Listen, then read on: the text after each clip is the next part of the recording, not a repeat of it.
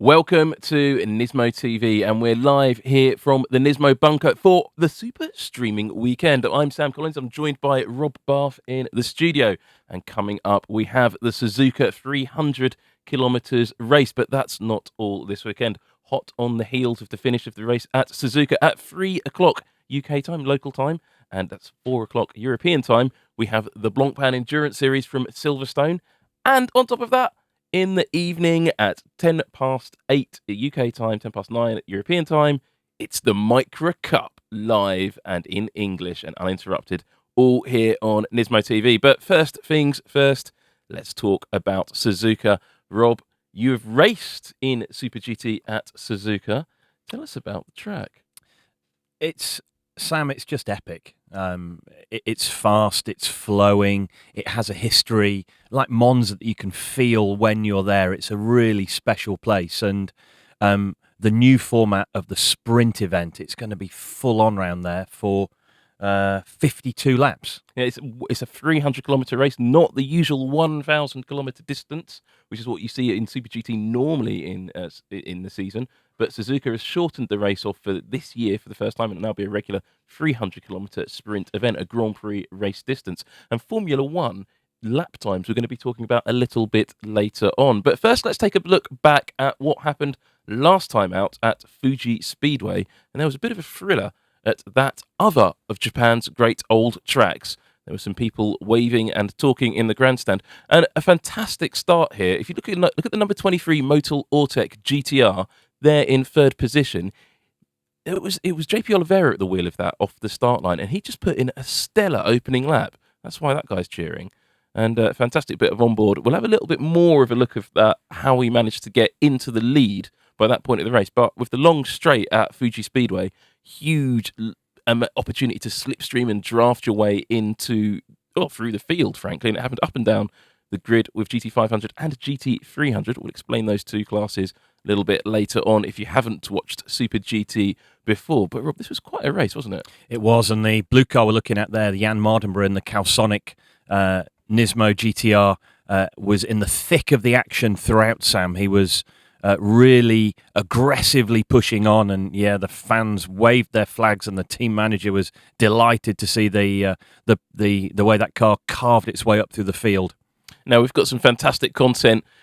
That's more than team manager. That is the fastest man in Japan. There we go. If you don't understand that reference, stay tuned to NISMO TV. Don't forget to hit like and subscribe. We want to have all your comments in the chat and on all the videos, but we've got fantastic in-depth behind-the-scenes content from some of these guys at these races as well. Fantastic move around the outside there for the Nissan GT-R, putting it on Hatsune Miku and disappearing off into the distance. That was Hironaka, fantastic, and they're very happy about that.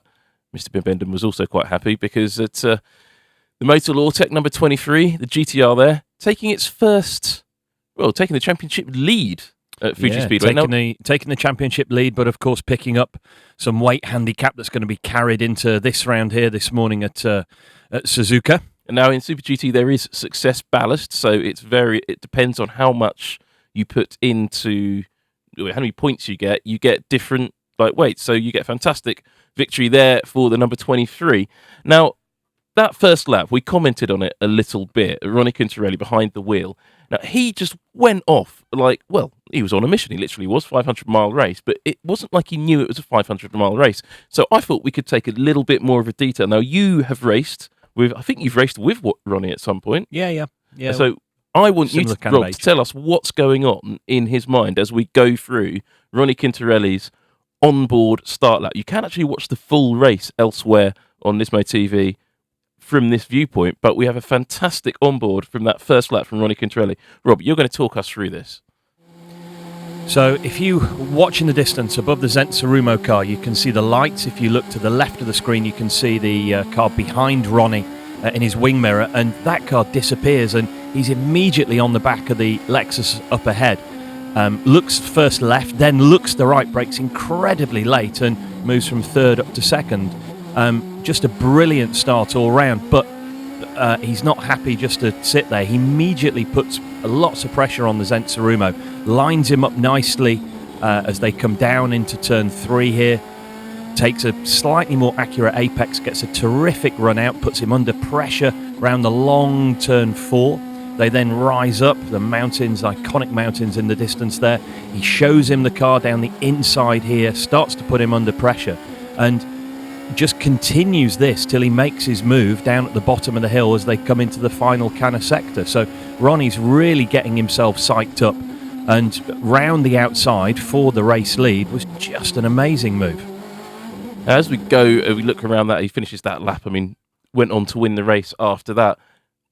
The SuperGT is a fantastic marriage of technology and just action. It is that innovation that excites that Nissan like to talk about, but I mean, they really do mean it here. And that's what we're bringing you here live on NISMO TV. Now, if you're wondering why we're a little bit late on for the Suzuka 300 kilometers, that's not down to us here at NISMO TV. There was some sort of power failure or timing system failure at Suzuka, and everything started a little bit later than scheduled, but we will be bringing you all of the live action. But that action all got underway yesterday with some and Jan Mardenborough gave us a little bit of an insight of what it was like at Suzuka in qualifying and free practice, and what the famous number 12 blue car was like on this, well, very famous track. It's iconic, isn't it? Let's hear from Jan.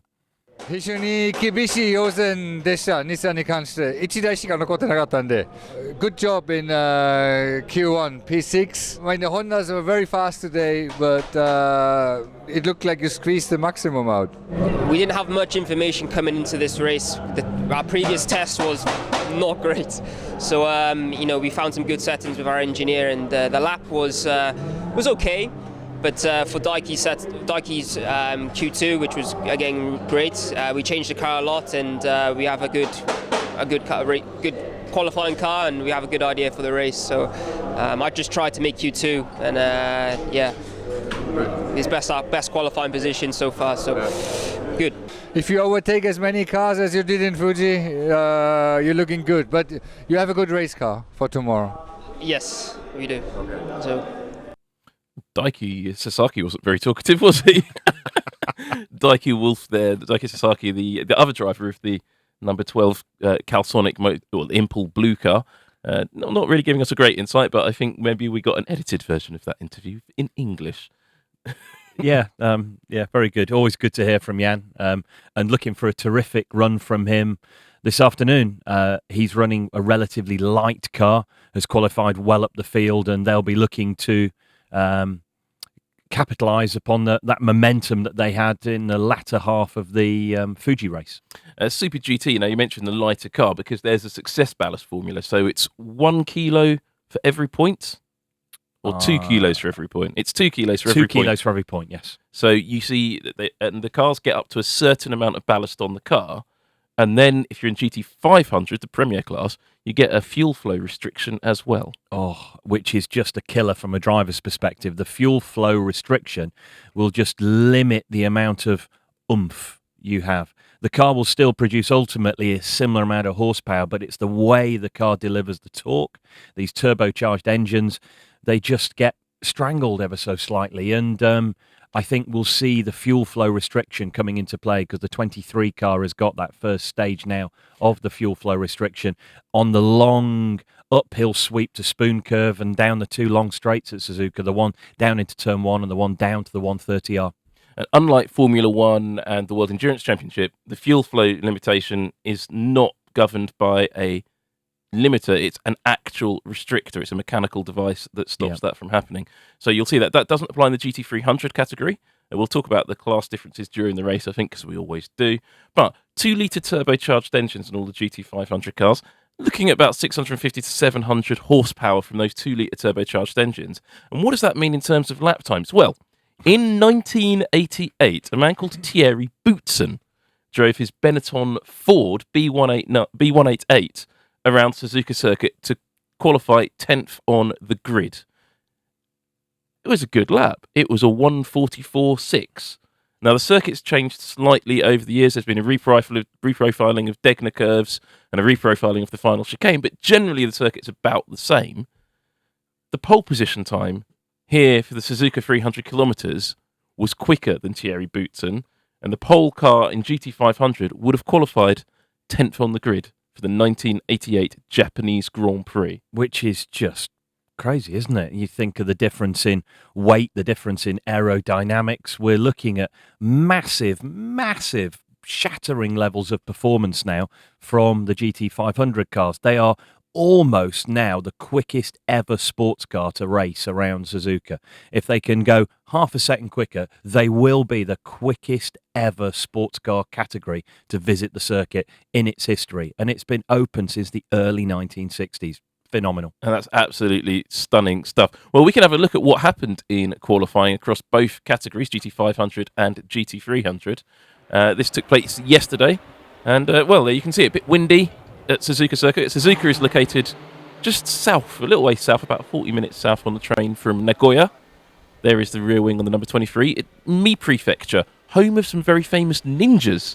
And that is why there is a little ninja motif on the rear wing end plate of the number 23 Nissan GT-R GT500. They're changing those little graphics for each race, I've noticed. So it's at Fuji Speedway with the little mountain motif. And I wonder what they're going to have next time out in Thailand. Who knows? Well, here's a man who knows how to go get this car around a track very quickly. Quickest of all of the Nissan GT-R GT500 drivers was Jan Mardenborough. He was a bedroom gamer once upon a time. Of course, Jan, a product of the GT Academy, and now firmly established as this man is in the factory roster. We're riding with Ronnie Quintarelli, coming up to the very, very highest point of the circuit at Spoon Curve. Well, Jan very much is still a bedroom gamer. Having been in his bedroom. I beg your pardon? I have Where's indeed. this heading? Only because he wanted to show me his gaming setup when we went round to do some interviews, which you can see elsewhere on Nismo TV, and you can actually see that gaming setup that he does use. But he is still very much an active gamer. He goes online and plays as himself on various online games. And it's really interesting to see that he still uses computer games to learn the circuits and stay quick in his car. Well, stay sharp. Daiki Sasaki and Jan Mardenborough managed to get their car up to what is an impressive 6th position. Now, why 6th impressive? Because there is a weight handicap on this. And we can see as Jan looks, well, not unhappy with the performance of the car, but moderately happy. And we'll be going live to the track at Suzuka momentarily. But come on, let's have some predictions. I predict the 23 car won't win. With its fuel flow restriction, we're looking just to capitalise on the last race win and maybe pick up a few points going into the midsummer break. I think we're probably going to be looking at a Honda victory. The Hondas are running very light. The circuit is run and owned by Honda. I think the first sector, the sweeping S's behind the pits, will suit the mid-engine configuration of the Honda NSX. And in GT300, well, on paper, the circuit should suit the more traditional Japanese GT, Super GT style cars, the JAF 300 cars. But the looking at the championship table, the FIA GT3 cars are right in the mix as well. So I think in GT500, we've got to watch the Hondas, and in GT300, anything could happen. Well, you mentioned that Honda owns the circuit. Now, here's a little bit of a technical... It's a technical conspiracy theory, shall we say.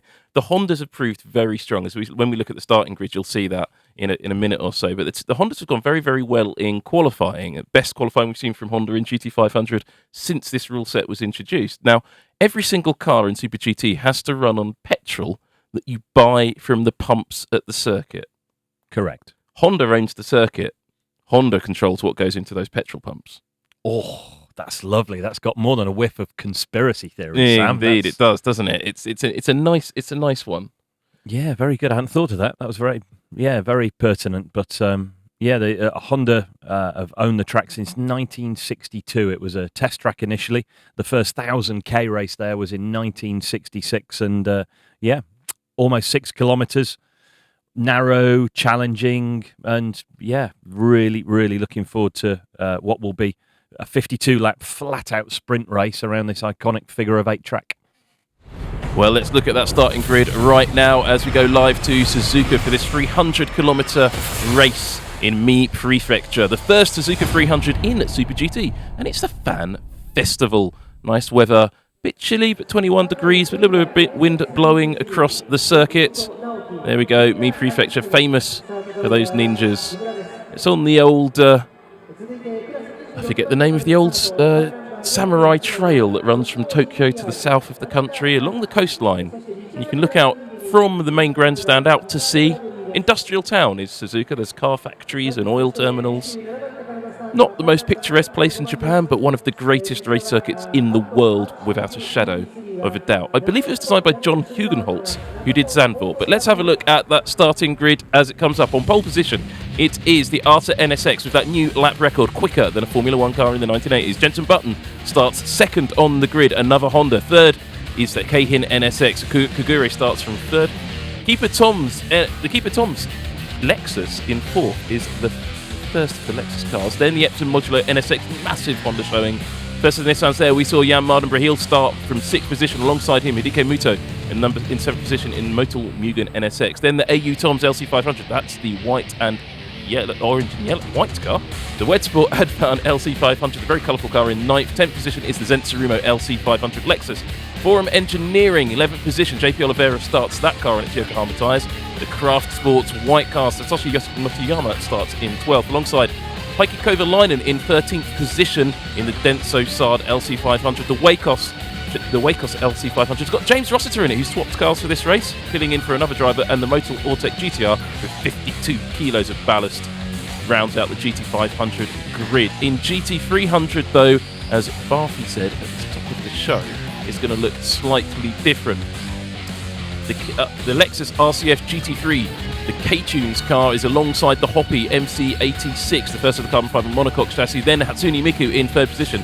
The Subaru BRZ is the first of the JAF GT300 cars with its flat 4 boxer engine. Then the Cintium LM Corsa RCF GT3 in fifth. Sixth position is the Leon AMG Mercedes. Then the D-Station Porsche in seventh. Alongside that is the Up Garage 86 in eighth position. Ninth position is the Hitsunomiya Audi R8 LMS. Then the first of the Honda NSX GT3s in 10th position. The Gainer Tanax AAA GT-R number 11, Hoshino and Yoshido.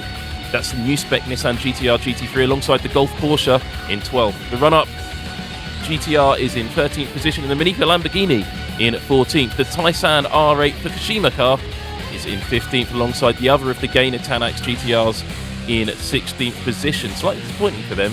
Very competitive car, but 34 kilos of ballast on that. The Max Saekan GT86 in 17th. Then the Legal Frontier Lamborghini GT3. Kimio Sato starts that in 18th. Then the Toyota Prius, really disappointing for them, starting 19th. Sean Walkinshaw, follower of this programme, in 20th in the BMW, very orange BMW. Koki Saga, disappointed to start in 21st position in the other of the two Prius cars. First time ever, I think, that it started behind its team car. 22nd position is the EXE AMG GT3, then the Saitama Toyopet Mark X Toyota, one of those carbon fibre cars, in 23rd. Good position for them. Yuji Ide starts the Bentley in 24th, and the Car Guy NSX GT3 in 25th. The Shokumu GT-R, 26th position, Richard Bradley starts that. 27th is the Thai Lexus GT3. 28th position is the RQ's AMG GT3. And rounding out the field in GT300 is the Lotus Evora. Now, they had some problems in qualifying and they wrecked the car. The car is on the grid and is back in good condition. Keep an eye on that. I don't think they're going to change tyres in the race. There's a prediction. Tyre strategy in a 300-kilometre race at Suzuka is going to be crucial, and I think it's your right front with those long corners, and particularly the first sector with the snake, that famous snake, is going to be really difficult to get through. Track temperature of 34 degrees, air temperature of 21 degrees, feels like 21. It's not going to rain. It's going to be a nice day out in spring or early summer conditions in Mi Prefecture. 34 degrees is a kind temperature for the tyres, so yeah, we could be looking at the pit stop strategy. If you can spend just a moment less time stationary in the pits, that could be the defining factor. Now, if you're watching us on Facebook Live, don't just do this right now. Type in NISMO.TV into your browser and join us on the NISMO TV channel for the full live coverage. We're just about to get the national anthem on the grid. There they go. That was short. It really was, wasn't it? That wasn't the national anthem. Maybe they can't find it. Or we're going to get the opening declaration, perhaps from the Mr. Orange Jacket of the Art Autobacks company, in his role as Master of Ceremonies. We should be getting the national anthem, but it hasn't started yet. And there's a man in orange running down the starting grid. You see the police motorcycles all out there, so they're all standing to attention. And here we go for the national anthem.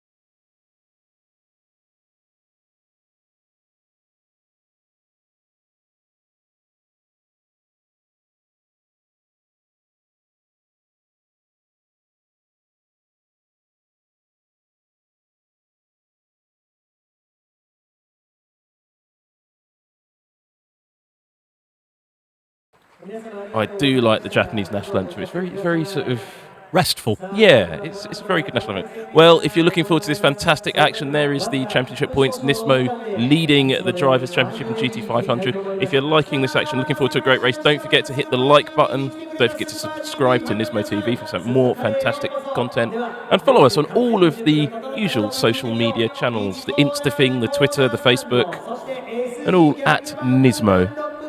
Fantastic stuff. And we're going to get the opening declaration. There's some people waving. Are you ready, he says in English? I'm ready. Oh, there's that very short. It's a little trumpety fanfare thing, isn't it? Oh, look, it's getting him revved up.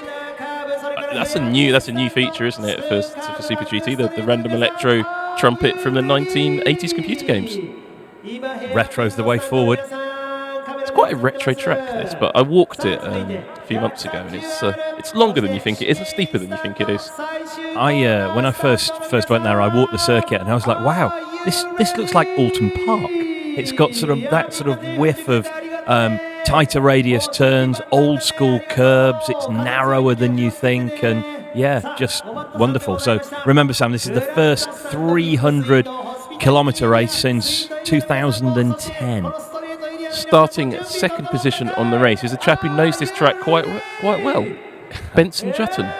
Yeah, Jenson Button, very quick here in pre-season testing, and his teammate is also particularly rapid around here as well. He won the Super Formula race here just a few weeks ago, so Jenson Button looking to have a good result, starting from the front row of the grid in the number 100 Honda. Then the mid-engine Hondas. All of the other GT500 cars are front-engined rear-wheel drive. The Honda is a mid-engined car. Here's Mr. Orange Jacket for his Master of Ceremonies role. He's from the Art Autobacks company, which is kind of like a Mega Napa or Mega Halfords. And he's saying, welcome to the Autobacks Super GT Championship live from Suzuka. 300 kilometres, fan festival. You're very welcome to come along. Please enjoy it. Thank you very much. That's what he said. I even got a little bit of that in my very limited Japanese. And I learnt my Japanese from Jan. There we go. The cars are on the starting grid. The grid is clear. And we will see this field of monsters. Oh, there it is again. I love it. As has already been mentioned in the chat, keep the chat going. We are watching the chat as well. That would make a fantastic ringtone. If you're sitting on the train, perhaps on the way home from work, and you could hear the ringtone going off, you know you've got a Super GT fan somewhere else on that train. We seem to have subtitles on my screen. I didn't know we had subtitles. That's great. Yeah, I'm very pleased that somebody somewhere is going to the effort of typing in our quality commentary. It's brilliant. Look at that range of emergency vehicles behind. You've got the first response operation, you've got what looks to be like a Honda Civic-y sort of thing, and then we're looking at the back of the grid, ladies and gentlemen. I'm looking at the motorbikes at the front, and Sam's looking at the back, and yeah, there's a whole variety, but not that neatly lined up as well, or maybe it's just the angle that we're looking at. So there's the green lights, the start of the the parade lap, that will lead in then into the formation lap, and that will then lead into the rolling start, and a shorter front straight here at Suzuka than at Fuji, so we won't have to wait that long for the lights to go out. Now you will see 2 starts here in Super GT. There is 2 races going on, and they rarely declare the results as a single race result. There are 2 entirely separate races. One for the GT500 cars, those are the cars you can see on screen right now. 2-litre turbocharged works cars, carbon fibre monocoque, everything built to the same technical regulations as the DTM, but with a whole load more power and grip than the German cars have ever managed to produce.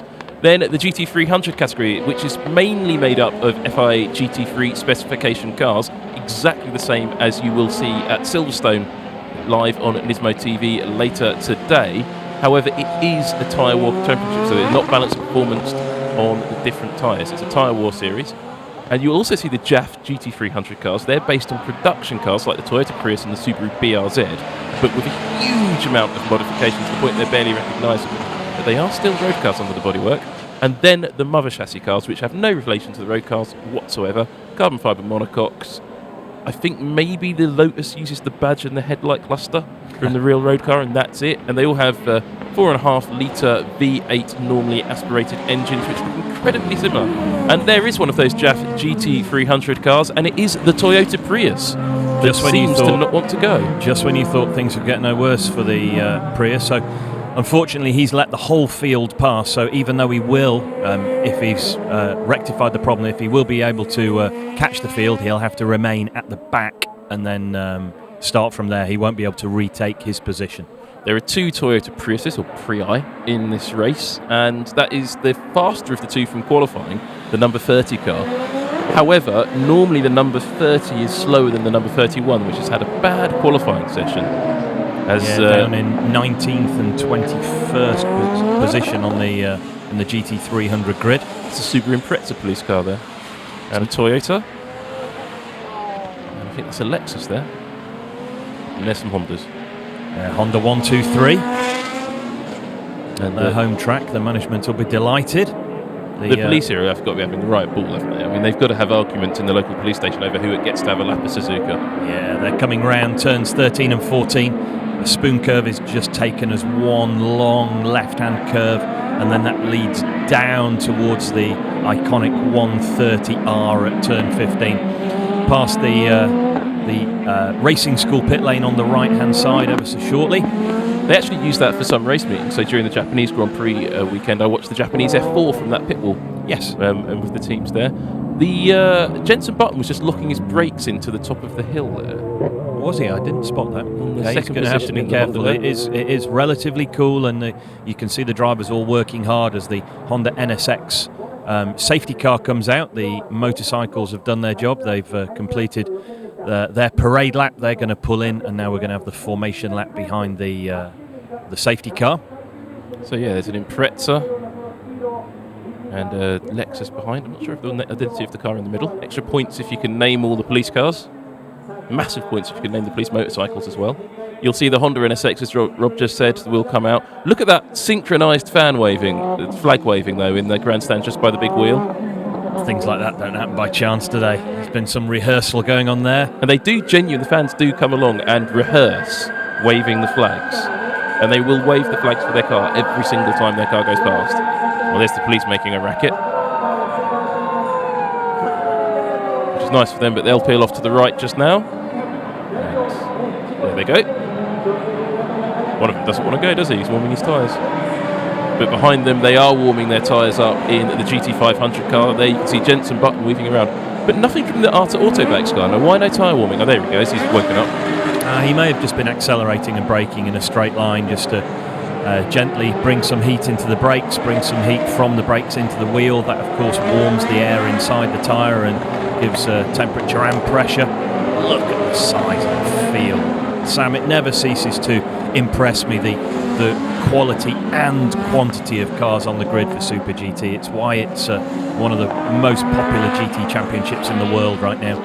5,807 metre long circuit, 5.8 kilometre circuit. A couple of lakes in the middle of the infield. We just saw one on the screen. Little turtles live in that lake. again, like Alton Park, which gets its second reference of the morning. No turtles at Alton Park. Might be the odd terrapin, though. Terrapins? Very, very clever. That sounds like an advert for Moonraker forklifts. So we're walking through this famous section of track right here, the Snake. Suzuka's one of the most distinctive sections of the track. And we're looking at these corners. Rob, you've raced on this track. I've only wandered around it and done the odd track day. What's your favourite corner here? This one, turn 7. It goes on and on and on and on. Yeah, turn 7, it's terrific. It comes off the back of the S's, then rises up over a crest, and then you come down into the first Degner here, which is faster than you think, down into the second Degner here at turn 9, which is slower than you think. So particularly tricky, that second Degner as well. You'll see quite a lot of action around the circuit, but we're coming up as the cars come up towards the first overtaking, real big overtaking opportunity of the circuit other than turn 1. Of course, that notorious Senna-Prost moment at turn 1 of Suzuka. But here we see going in, we've seen a notorious Benson Jutton and Kamui Kobayashi moment around here, I believe. We could be, well, of course, both those drivers on the grid today, so we could have a SuperGT replay of the Button Kobayashi incident, but they rise up now, coming up round turn 11 and 12, heading back up towards the Spoon Curve where we saw the police motorcycles coming out the previous lap. Oscar TM says he loves the sound of these beautiful beasts. So do we, Oscar, and we will be cranking it up later on, as they say in NASCAR land. But for now, look, there's a nice view of the seaside. Not exactly somewhere you'd go and sunbathe, though. There's a massive oil terminal just there in the background. And I've stood up on this corner and just looked out towards the sea, and there's a breeze that comes in. And that can make the temperature a little bit unpredictable, the weather, but it doesn't look like it today. Looks like it's just going to be a fairly straightforward 21 degrees, nice weather conditions, tyre war. 4 different tyre manufacturers in here, and their rates of wear are going to be everything. Yeah, Satoru Nakajima looking relatively pensive. He's hoping that his car, only carrying 6 kilos of ballast, running as all the top 4 cars are on the Bridgestone tyres, will be able to get their tyres up to temperature quickly. We've actually seen a little bit of weaving once the race has started from the Hondas this year. So the mid-engined configuration is obviously very kind, very light on its tyres, but that does mean that they could struggle to get the tyres up to temperature. And with Nick Cassidy there lurking in 4th position in the first of the Lexus cars, he's going to be looking to push them very, very hard whilst they still don't quite have full temperature and pressure. Remember, the car's running heavy with fuel as well. The cars will now come and form up on the starting grid into the correct order, 2 by 2.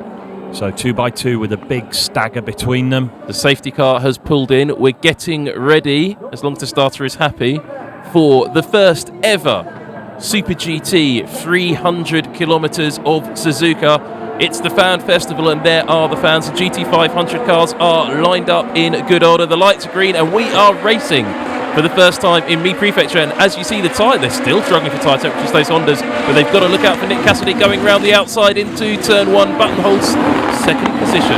Cassidy has looked for a gap round the outside. Has he made it? Yes, he has. Cassidy round the outside. He's picked off one Honda. Now he's lining up the second Honda of Jenson Button. He's going to have him quite quickly. These Hondas are really struggling for tyre temperatures. As the GT300 field gets underway, their light goes green. Will they pass before the start-finish line? The 86 is trying to go round the outside of the Lexus, but Hatsune Miku is coming up the inside, doesn't quite make that stick. The door is slammed shut rather rudely. Open for a lady. And the Subaru BRZ holding in 4th position, all square in GT300. I'll keep watching that. Rob, you keep an eye on GT500 because it's getting spicy there. The Arta NSX has made a little escape. He's weaving to get heat in the tyres, but Nick Cassidy now, will he look to the inside at the hairpin? No, he looks to the outside of the hairpin, Sam. There's no room there, but Jenson Button, mirrors full of Nick Cassidy. He's pushing him really, really hard in the Red Bull-sponsored Lexus. Button is really going to be putting on his great experience of motor racing around the world to be holding off Nick Cassidy here. But Cassidy's got to be a little bit careful because Kaguri's tyre temperatures are quite clearly coming up, and that second blue Honda NSX is right on the tail of Cassidy, and if he makes any mistake. But look, we can see the Arta NSX is still weaving going down the back straight. They are really struggling for tyre temperature of these Hondas.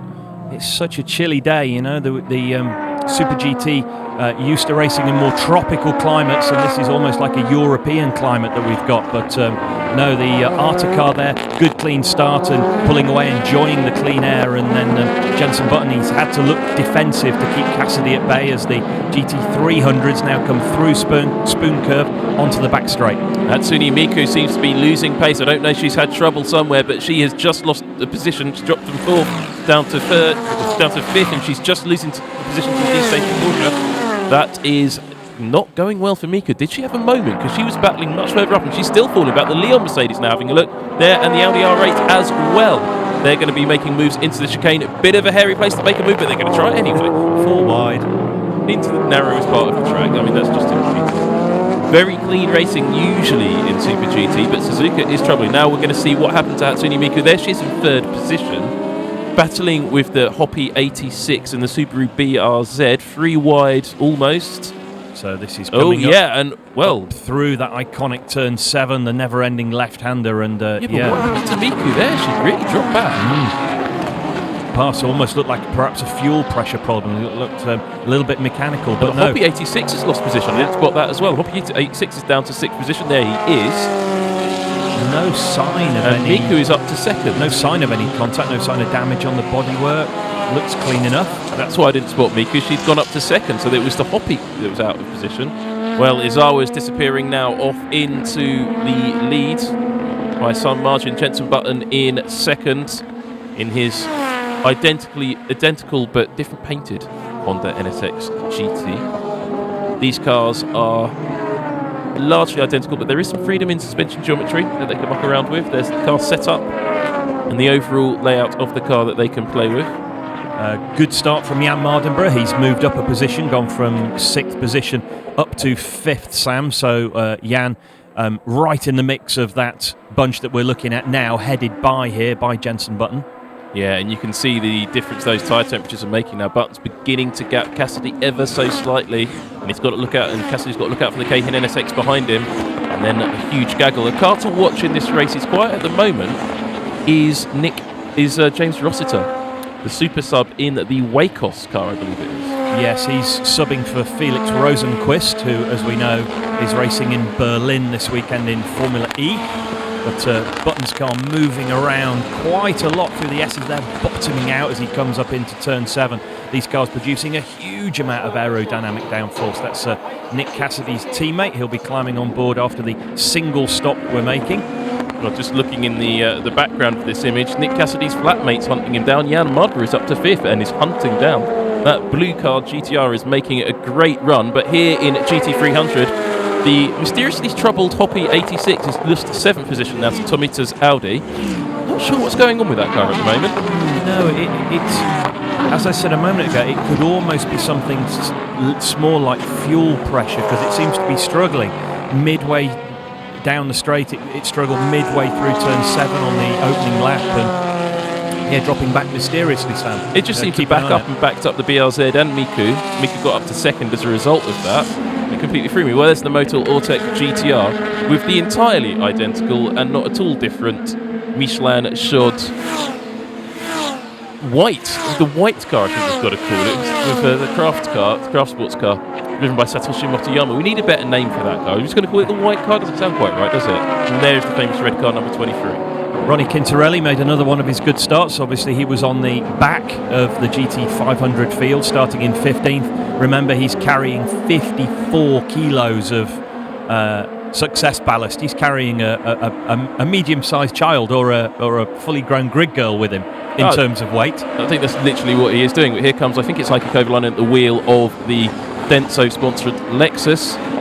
It is indeed, and he's trying to get a run on Heikki Kovalainen, but behind them, just keep an eye out, that's James Rossiter. And he is not known for being reticent in the old overtaking department. Of course, Quintarelli, having that fuel flow restriction, Sam, as well, will just be slightly less quick down the straights as well, so leaves him vulnerable from attack, and as we've seen on many occasions before, James Rossiter driving that car there, the Wacos LC500 Lexus, only needs half a car width and he'll go for it. And of course, what Quintarelli is currently being is the tail gunner of the GT-R Owners Club. Just in front of him is the craft sports car driven by Satoshi Motoyama we talked about, and in front of that is the Forum Engineering car, the blue and white GT-R driven by JP Oliveira, who had a slight moment coming out of the hairpin there. JP Oliveira, the winner of the last 300-kilometre race here at Suzuka in 2010, so he's a veteran, as Jenson Button is of Suzuka. Question coming in about the GT300 cars on the chat. Does SRO do the balanced performance for the GT300 cars? Yes, it does, is the answer. And does a great job as well. I was, in my research for this event, was looking at the GT300 championship table, and there's not one type of car dominating. It's genuinely a sprinkling of the different types of car in that category. So SRO doing a brilliant job, as they always do. Well, here are those GT300 cars. That's Hatsune Miku in the number 4 Mercedes, very distinctive livery on that. But Hatsune Miku is being hunted by the Subaru BRZ, which has a very mixed record in Super GT. It's sometimes very, very quick, and it won, of course, the Suzuka 1,000 kilometres last year. And sometimes it's very, very unreliable. In the GT300, the fastest lap is 1:59.2 on lap 2, set by Morio Nitta. Now, RJ Connell's let us know from Super GT World that lap time. That's quicker than your best lap time round here. Oh, my word. Yeah, absolutely. But I was driving a TVR. Yeah, exactly. Made in Blackpool.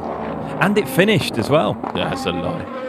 We did 2 race meetings back to back. We raced at Knock Hill one weekend, flew the car, raced in Suzuka the weekend after. And as eclectic mixtures of circuits go, Knock Hill to Suzuka, I was fairly impressed with that. There is Morio Nitta in the K-Tunes Lexus, and he's just disappearing off on his own at the moment. Strong hair from both those drivers. Look like a little Japanese boy band there. But yeah, great pace, and like the leader of GT500, he's enjoying the clean air at the head of the field. Now I am certain at some point Nakajima there in the AU Lexus LC500 hunting down 7th position, which is Matsura in the Epson NSX, a car that's usually quite sort of anonymous in the races. The only Dunlop shod car in GT500. I am going to call out the AU car as James Rossiter at some point during this race. I'm sure of it because he's raced it so long, but has been moved to the substitute duty this season. Nakajima looking particularly racy, coming down into the chicane, but no way by. I say no way by. He looks to move one way, then the other. Has he got to run out onto the pit straight? We'll see. Much better drive out of the chicane there. Much better drive out of the chicane. And well, he's going to have a run into turn 1 now. Nakajima has got the toe. Is he going to go to the inside or the outside, or is he going to think better of it? He thinks better of it. Why, the drive out, coming out of the Casio Triangle or whatever it's called these days. Yep. That was noticeable, the fact that Nakajima was lifting to not drive into the back of. Yeah, I glanced down at my notes, and the Honda that we're looking at there, the Epsom sponsored Honda, the one in 7th position, is the only car on the Dunlop tyre in GT500, and he could be running a stronger compound, which he'd lose a little bit of traction, but of course going to a harder compound could give him more durability. So perhaps the Lexus will be looking to change tyres at the pit stop, and that Honda won't be. So here we're seeing that strategy already coming into play. One-stop race. The strategy is pretty simple to work out, assuming there are no safety cars. Will they or won't they change tyres though? Well, that's going to be the factor. I think you will see people taking 2 tyres or no tyres at all and just doing fuel and a driver change. That will give an advantage, but will they be able to keep that going through the race? Each tyre manufacturer brings a set of different tyre compounds to the track, and we only get that information after the race because they don't want to give away their secrets. No Formula 1 style different marked sidewalls, which is a bit of a shame. You get so used to it, don't you? It would be good to see, and the event here today is called the Fan Festival, and giving the fans more information about what strategies the teams will be putting into place throughout the race. Again, another thing to keep the fans' interest. But Nakajima looks to driver's right as he comes down into the aforementioned Casio Triangle.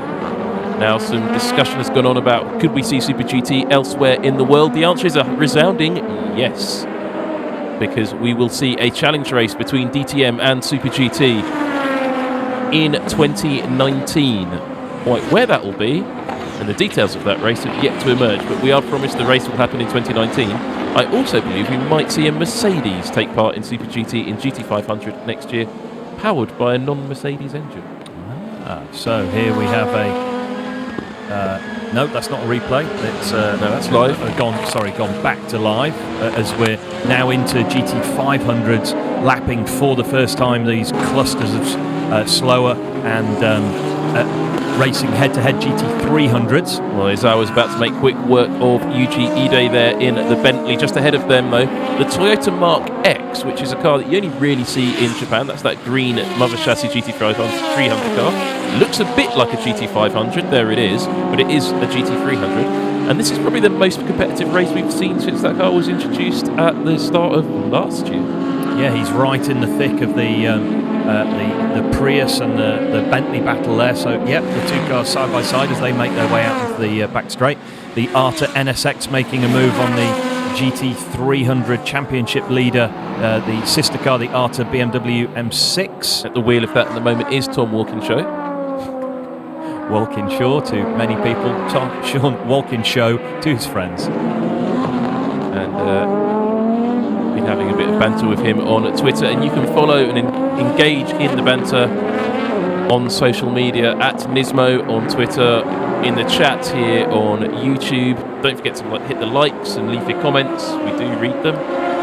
Jensen Button has settled into a lovely rhythm. He's now got a little bit of breathing space between him and Nick Cassidy, breathing space of 7 or 8 car lengths, and in that 7 or 8 car lengths is a couple of GT300 cars, so he can just focus on getting his head down. But look at this battle for position. We've got 4, 5, 6 GT500 cars there side by side. It was 5 because that's the car guy Honda in the background. X Atosso 1X23X. Do we think the new Toyota Supra will replace the Prius next year? I don't know. I think Toyota's plans will be made a lot clearer after Le Mans and the Fuji round of WEC, Sam. Yeah, I think that's true. I do have an inkling of what engine. I think whatever that Team APR will run in place of the Prius, unless they decide to continue with the Prius, it will not be powered by the LMP1 engine as of next year. I believe it will be powered by the 4-cylinder turbocharged engine, which is a derivative of the one that's used in GT500. Meanwhile, this battle for position at the tail of the GT500 field is led at the moment by JP Oliveira, as we see Nakajima still pushing really hard on the back of the Honda ahead of him. He needs to get that move done because he's holding him up now. Matsura in the Dunlop Shod Epson is just really holding up Nakajima. It's quick though, the Honda's fast and it's got 0 kilos of ballast on, so Nakajima can have a little look from time to time, but then it just draws away down the straight. He'll be hoping to catch GT300 cars in an opportune moment and bust a move in traffic, as we say. Well, busting a move in traffic at the moment is Jan Mardenborough in the Calsonic Team Impul. Oh, 3 wide coming out of 130R. That was quite lively as they tried to go around Mintzilla. Jan Mardenborough is working through this traffic as well, and he's in 5th position currently, but if he can get out of that traffic and latch onto the back of that leading pack, he should be doing very well. But the Nakajima is closer than ever before. He's well in the tow going down the start-finish line here at Suzuka. But again, it seems like the Honda pulls away even in the tow, just slightly at the end of the straight. Yeah, just slightly slipperier through the air, and Nakajima certainly looking the racier of the two, but yeah, so here we go. So through the S's now, GT300 cars ahead. This it's worked against him, unfortunately, pushed him wide off the conventional racing line, and that will have cost him a little. Yeah, the Mark X, they're getting in the way of the AU Toms car, and it gives the Zensarumo car a little bit of an opportunity to get onto the back of the AU Toms, and some action coming back there through the field with the Craft Sport and Forum Engineering GTRs having a little moment through the traffic there. It was just at the bottom of the camera. It's narrow there as well, Sam. The camera doesn't really do it justice. The track is narrower than you think. For somewhere that's a modern Formula One type venue, it does get pretty narrow through the S's, and down into here, into the hairpin. Again, Nakajima looks to the inside, but no, the door slams shut there. The Zensarumo car is right there now. Tachikawa is in this battle. Tachikawa is an interesting name, obviously.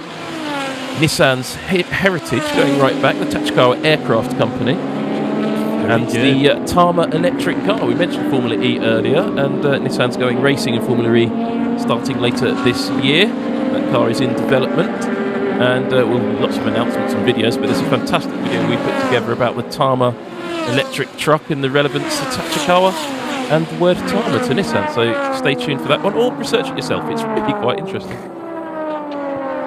Matsura is still managing to hold off Nakajima and of course Tachikawa in the Zensurumo car, but on the back of the Zensurumo car is the Wed Sport car, and now JP Oliveira in the Forum Engineering GT-R. We are watching this mid-pack battle at the moment because where the action is, but I would quite like to see at the front pack with Mardenborough, the battle from second down to fifth, because that's looking quite spicy as well. Yeah, this Heike Kovalainen gets the move done on Wakos or not. A really nice illustration of just how the swings and roundabouts of traffic come into play as we see the Lamborghini balking Kovalainen hard there through the S's. Wakisaka clearly enjoying the race. I think you could just have Wakisaka cam on. Yeah, he's an enthusiastic little chap, isn't he? Yeah, he's always like that. There is the car, he's back in the Wakos. Wakos is an oil company in Japan. They do lots of motorsport. Well, I mean, look at that. That's serious traffic on a very narrow section of track. You've got, and it's only going to get tighter from here, because the moment they're coming round turn 10 into the hairpin here at 11. Like, look at Kaz. Oh, he's up on the curb. He's been squeezed up onto the curb by the black and yellow GT-R there. And the number 23 GT-R GT500 has actually made a great move through that pack, because he's now in front of both of his teammates, the Forum Engineering car and the Craft Sport. So JP Oliver, Ronnie Quintarelli really making moves there. Championship leader getting up through the pack, and he's now hunting down the Wed Sport car and the Zensurumo, so we could see those Michelin tyres on the number 23 coming into their own.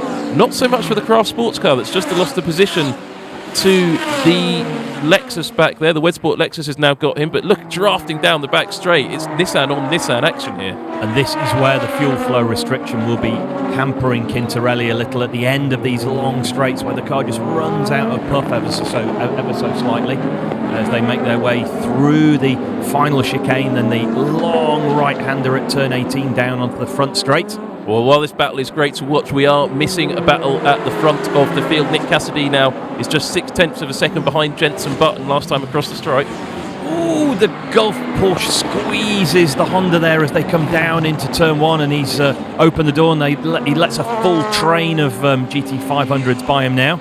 This battle, this traffic, because the track is so narrow, you can't really tell when you're watching it on telly, but when you're actually standing in the middle of the track looking at it and doing that thing that you have to do when you walk a track and go down to the driver's eye level, it is so narrow. And with these GT300 cars, there we go, here's the battle for second position. That's Nick Cassidy right on the back of Benson Jutton for second, and Button puts a wheel into the dirt. That's not going to help his drive out to the corner. Is Cassidy going to have a run up into Spoon? I think he is. Cassidy running with 30 kilos of success ballast, Jenson Button running with 34, so very, very similar weights of the car as they make their way out of turn 14 and run down onto the back straight. Questions coming in about the pace of these cars. Well, we know they're quick. How quick are they? How would they stack up against a new generation of LMP1 cars? I think they'd be quicker. I think they'd be quicker. Yeah, I think they'd be quicker. The Toyota would be, I think, there or thereabouts, but I think they'd be quicker than the privateer cars, which really, as an illustration, you look at these cars, you can see the DNA of their road car derivative, and the fact that they're producing such pace, such downforce is amazing out of a relatively small internal combustion engine, only a 2-litre 4-cylinder engine. Question coming in the chat. James Guthrie, which manufacturers won the most Suzuka 300 kilometres? I'll tell you in about 40 laps time. No one's ever won the Suzuka 300 kilometres. It's the first time it's ever run. And sprint racing around Suzuka is pretty good. Jokerman asks, do you think hybrid engines will ever come to Super GT? Yes, 2 Toyota Priuses running around in GT300. And the Honda NSX GT500 in 2014 was also a hybrid. So that answers that one. As we see the GT500 still working through that traffic, the Up garage 86 there, desperately trying to stay out of the way without losing too much time through the snake. Into that long corner. Oh no, nearly into that long corner that Rob likes so much. There it is. It is that long corner. It goes on and on and on there, going past Haruki Kurosawa in the Leon AMG. And as usual, lots of people talking about the comparisons of the different lap times in the different classes. Is GT500 quicker than GTE? Yes, by a massive jump. Simple as that, really. Slorps, however you pronounce that. Slorps has asked, what do you think the future looks like between DTM and GT500 behind the challenge races in 2019? No real news on that, but there is talks about a world championship in the offing, as that's James Rossiter making a move on the Wed Sport car. He's come actually right through. Look, he's got both Nissans, he's got Heikki Kovalainen, so we haven't really been seeing James Rossiter's moves, but he has, as predicted, worked his way through the pack and is hunting down now the number 23 Motul Ortec GT-R itself, hunting down the Zendt Tsurumo. Bit of debris there in a not very good place in 130R, as the AU Tom's Lexus is held up by the D Station Porsche, but that would have helped out the Motul Ortec car, but the Audi's just in the wrong place, and there's James Rossiter right on the tail of them. Rossiter came from absolutely nowhere at turn 13 and sent it up the inside of the sister Lexus, and now he's poised on the back of Ronnie Quintarelli. The D Station Porsche stays tight to the pit wall, stays well out of the way, but Rossiter in the pink and blue car, on fire at the moment. This is going to be one of those Sugo style races, isn't it, where we just don't get a chance to breathe. Ronnie Quintarelli, he's running around there in 10th. He's come up from 15th, carrying that medium-sized passenger with him and the stage 1 fuel flow restriction. We said in the pre-show, what can we expect from him? And I said, well, hopefully some points. He's heading in that right direction, but there's our race leader now. Izawa, former GP2 driver. I think he won a race at Monaco. He did a couple of years back. It was the first time the Japanese national anthem had been played on a podium in Monaco. Ooh, early. That's very early. He's not quite ready, though. No hands device, but teammates getting ready. Only 13 laps in. That would be a massively early pit stop. One-stop race, midpoint of the race, lap 26. You expect to see most of your pit stops around there, but is someone going to go really long on tyres and try and get an advantage like that? James Guthrie has come back. Suzuka first had a 300km race in 1995, which Impel won in 2003-2004. Nismo run the race, but this is trouble for Heikki Kovalainen. He's lost it in the Degners. So coming out of the second Degner, he's parked it. He's got the safety car board out. Off the marshal there holding the safety car board, as you can see one of the other marshals waving the green flag, but no, coming out of the second Degner at turn 9, where the traffic would be to our right here. Kovalainen's in on the barrier on the inside. It'd be great to see a replay there. I'm very curious as to what happened, because Heikki's out of the car, but there doesn't appear to be any damage on the car. It looks like he's just looped it. Why has he got out? There could be damage on the back of the car that we can't see. There could be damage on the other side. I'm here with my hands in the air. I simply don't know, but I'm looking now for the safety car boards, perhaps as we see the Forum Engineering car looking to make a move on the Lexus ahead of him. Yeah, it's Forum Engineering hunting down Wed Sport, and there's the safety car.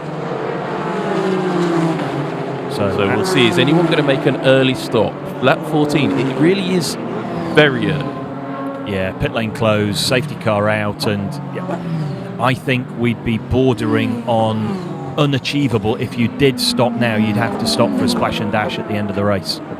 You wouldn't be able to make it to the end of the race if you stop now. I think it's just inside the fuel window. I think so. Yeah, it I think the fuel will be just inside the fuel window. It would be very tight indeed. Big loser due to this safety car is that car there. Izawa had been disappearing off into the countryside. A nice drive through Mie Prefecture.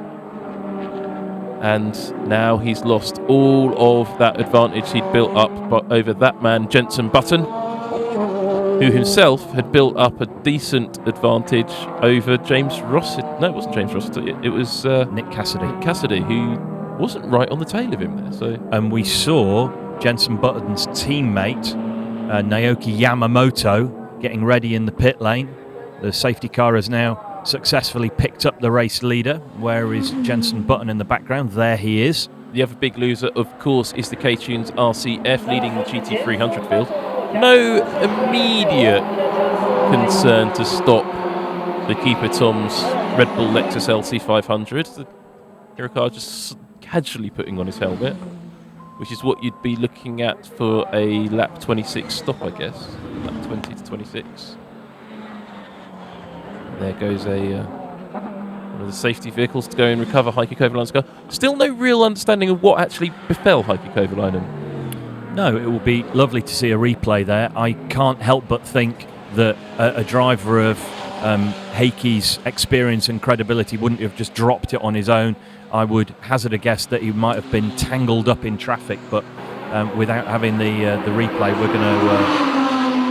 we're just going to be randomly speculating, which I'd like to think we're quite good at. Random speculation? Couldn't imagine that. Love a bit of random speculation. One of the things you'll see in Japanese racing is they're not backwards about putting on various vehicles onto track, such as a recovery truck or a 4x4. There they are. Oh, the Nissan Skyline SUV. Yeah, eclectic mixture of Nissan Skylines, and is that a Porsche? That's a Porsche, yeah. It is. Unusual to see. So Porsche was obviously given SuperGT a new car. The Nissan Skyline there, though, quite different to the original Skyline, which is not a GT-R, it's just a Skyline. And you're right, Sam. The oh, hello. The LC500 there, it does look in pretty good shape. Yeah, I don't understand. I'm very confused as to what's happened, because it's obviously looped it on the exit. I wonder if his engine let go. Locked the rear wheels, because it's gone quite a long way and it's just pointing off the track, isn't it? Again, random speculation. I'm loving it. Yeah. I think we're going to see a good couple of laps behind the safety car here. One of the 86s pulling off onto the grass, and that's the Team Mac car. Yeah, he's parked it. Yeah, that's a really very slowly into the gravel. Really rubbish piece of parking as well. I know. There's a gravel trap. I'll put the car in it. Yeah, I can park on the grass where the marshals can easily retrieve me, or I'll just pop it in the gravel where I'll get beached. To be honest, he could be being quite considerate, because the marshals in Suzuka, I think, are professional marshals, unlike the marshals at Silverstone, who are all volunteers. But sometimes the marshals get a bit bored. They want something to do, so they whip out their pork pies, and in goes a car, and they recover it that way. So he's giving them something to do, but that could extend the safety car a little bit. And the Suzuka Marshals penchant for pork pies, does that come from experience of being at a marshal's post where they're opening the pasties and pies? Yeah, because I'd usually crashed by that point. So pit lane closed, so nobody can make a pit stop just yet. We'll be looking for a flurry of early stoppers perhaps once the pit lane opens. Well, what this safety car will do, because the track does appear to be in good condition apart from that random bit of debris which in 130R, which clearly no one's going to go and get, is the tyre life is now quite opened out, because these guys are chugging around. They're not putting in damage into the tyres, so as long as they get them back up to temperature after the safety car, they might not need to worry too much about pit stops. The drivers will have made a change to the engine settings as well, so they will be now in super lean burn engine fuel flow. So they'll be using hardly any fuel, so they'll be conserving as much fuel as they possibly can whilst they're rumbling around behind the safety car.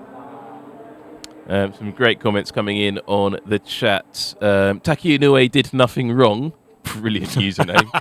Said, did he see some liquid spray coming out of Heikki Kovalainen's Lexus? I didn't spot that myself, but you may have done. We'll see if we can pick that one up. And then a fantastic comment also coming in from Lorenzo Bonda. He's looking at the driver of the Mach 5 Seiken with the snatch tank there, recovering. It said, will he kick on the Benui converter and engine go bonkers? For anyone who's a fan of Speed Racer, you'll get that. If you're not, it just sounds like nonsense. So the snatch tank is in action. Mr. Wonky Sticker in the Audi has gone straight. Yeah, good. Maybe he's been listening to our banter on the English language coverage. There we see the Keihin Honda mechanics prepping what looked like 3 used tyres and 1 new. Keep an eye on that. It's an interesting set, but as you can see, no tyre warmers used in Super GT. Oh, you're really giving it some there in that 4x4. Fire it in, son. Fire it in. Nicely driven for that. Very well driven. But yeah, there are no tyre warmers allowed in Super GT, which means the cars take a little while to get up to temperature. And so they come out of the pit lane very, very slowly during the race. So you can see people maybe just desperately trying to get their tyres up to temperature while being attacked by someone who's got a lap of and temperature in their tyres. So it's a very interesting defensive driving. You'll see Sugio Matsuda there getting ready to take over from Ronnie Quintarelli. Still 4 to 5 laps from the ideal pit stop window. Yep. Just for viewers who are new to Super GT, who perhaps haven't experienced the cars coming out of the pit lane on cold tyres, the difference between a cold set of slicks and a hot set of slicks is enormous. These slick tyres develop a massive amount of grip once they're warm, but develop a significantly less amount of grip than a road tyre when they're hot. So the drivers leave the pit lane, it's almost like driving on snow and ice for the first couple of corners, and then for the first 3/4 of their outlap they have to be relatively tentative, whilst pushing clearly as hard as they possibly can to minimise the damage to their lap time. But yeah, the difference between hot slicks and cold slicks is ginormous. And what are these tyres, of course, because it's a tyre war formula, they're constantly developed. These tyres are designed to be used without tyre warmers, which is something that means they heat up quite well, but then the temperature stabilises. So they've got quite a wide operational window, unlike the Pirellis, for example, in Formula 1, which have a very narrow window. They're designed to be used with tyre warmers. The size of the operational window on a Formula 1 tyre was described to me as the size of a postage stamp. Yeah, they seem to have a wide operational window, but unless you want to go really fast, and then they're almost impossible. Yeah, you've got sort of one opportunity on a Formula 1 tyre, I believe, to get it wrong, and then once the tyre is burnt on the top layer, game over, whereas these Super GT tyres, they're using a lot more flexible than that, and again, another reason why we see such great racing. I have a feeling, looking at where they were loading Kovalainen's car, this could be our final lap behind the safety car now, so... Then will we see them go straight to pit stops or otherwise? It's not our final lap behind safety car because the cars are still moving. When you see a Super GT safety car period end, you'll discover it's somewhat different to what's... Oh no, maybe you might be right. No, Rob, you're right. This is it, yes. So the cars are now stopping on the start-finish line. And the GT300 cars will line up on one side of the track, GT500 cars on the other. And they'll all arrange in race order and separate out the 2 races. Here we go again. And there goes the NSX because all the GT500s have arrived in position. What's nice to see is you see the 2 grids lined up. Again, if you're new to us here at Super GT, very warm welcome. Click like, click subscribe. Come and see us throughout the season. You can see the 2 colours of headlights. The white headlights of the GT500 cars and the yellowy tinged headlights of the GT300 cars. Now, what would you do here, Rob? Would you get your driver in on the new tyres straight away as the safety car ends? Yeah, and send him out in clean air. Or would you get your car that's got semi-warm tyres on, go out for another 10 laps, get a bit of a gap while everybody has to stop so you have that clean air as well on a warmer tyre? If I were leading, I'd stay out. If my driver was in a pack, I'd bring him in. I think there's more time to be gained by coming in, changing tyres and going out in clean air where you can just focus on getting the tyre up to temperature quickly and getting back up to speed in clean air than there would be staying out there now battling in traffic. So here we go, the 52-lap sprint race, as we suspected, comes down to this pit stop strategy. Miku and the Subaru BR said the big winners from this safety car in the GT300 field, that big gap that's been built out by the K-Tunes RCF car 96 has been deleted. Yeah. As has the big gap between this, the Arta NSX, and Jensen Button behind him. Great drive from Izawa this morning. Very good. Very, very good. Just disappeared at the start of the race. And no obvious damage on the that was the side of the car that that was hidden to us, and no damage at all. So perhaps, as was reported in, just a random engine failure, and he spun on his own oil. Who knows? Again, one of the pieces of information that will filter through after the race, I guess. You're watching Super GT live on NISMO TV. It's part of the Super Streaming Sunday. Following up this race with live coverage of the Blancpain Endurance Series from Silverstone, followed by the Nissan Micro Cup live from somewhere in North America. And I can tell by your voice, Sam, you're looking forwards to the Micro Cup more than you're looking forward to the Blancpain series from the home of British motor racing. What, Brooklands? The spiritual home of British motor racing. In Brands Hatch? The home of the British Grand Prix since 1946. 46, 48? Oh, my word. Apart from when it was at Brands Hatch and Donington Park. Yeah, true. Was it the European Grand Prix at Donington Park? It was. As I said it, I knew that was wrong. Well, there is Heikki Kovalainen looking, well, disappointed. Yeah, well, there you go. That gesture said everything. I don't know. What happened? That was the gesture of mechanical failure. Yeah, wasn't me. Well, live here and exclusive on NISMO TV. If you enjoy this first Super GT race and you want to see more, don't worry. Every race we stream, you can watch on demand later on. So we have every race pretty much since 2014 here in full. Well, that's Sakaguchi, who got out of the Mach 5 car. And, well, he looks a bit disappointed as well. We don't really know. Maybe just down on his poor parking has been pointed out to him. We are about to go back to green flag running at Suzuka. Will we see some lunges? Will we see some pit stops? No one's coming in because the pit lane is still closed. And we're not going back green.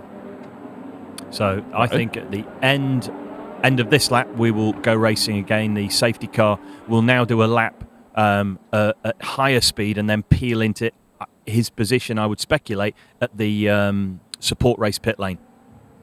You think he'll go into the support race pit lane? I think he will peel off into the support race pit lane. Would that be too early? That's not too early, no, but I don't think he will. Okay, we'll see. Because he's still got to get back to the main pit lane. And it's quite a long drive if you go the other way around. It is. I walked it once, it was a terrible mistake. Suzuka circuit is basically on a hillside. We cut out of the hillside, and as soon as you leave the circuit, there's big drops off the edge of the track. And one of the Super Formula races late last year got cancelled because of heavy rain, caused a landslide just here as the car's going through this corner. Just on the outside of the track, the land gave way, and right up to the edge of the track. Yeah, as you say, it really gives you an idea of how steep this climb is coming out of turn 6 up into turn 7. And you can see the nice views of the seaside in the background. Will Izawa be able to get away from Jenson Button? Will Nick Cassidy be able to get back onto terms with both? But look behind them, behind the other NSX, we know he's coming in for tyres, the Cahin. And now waiting for the Up Garage GT86.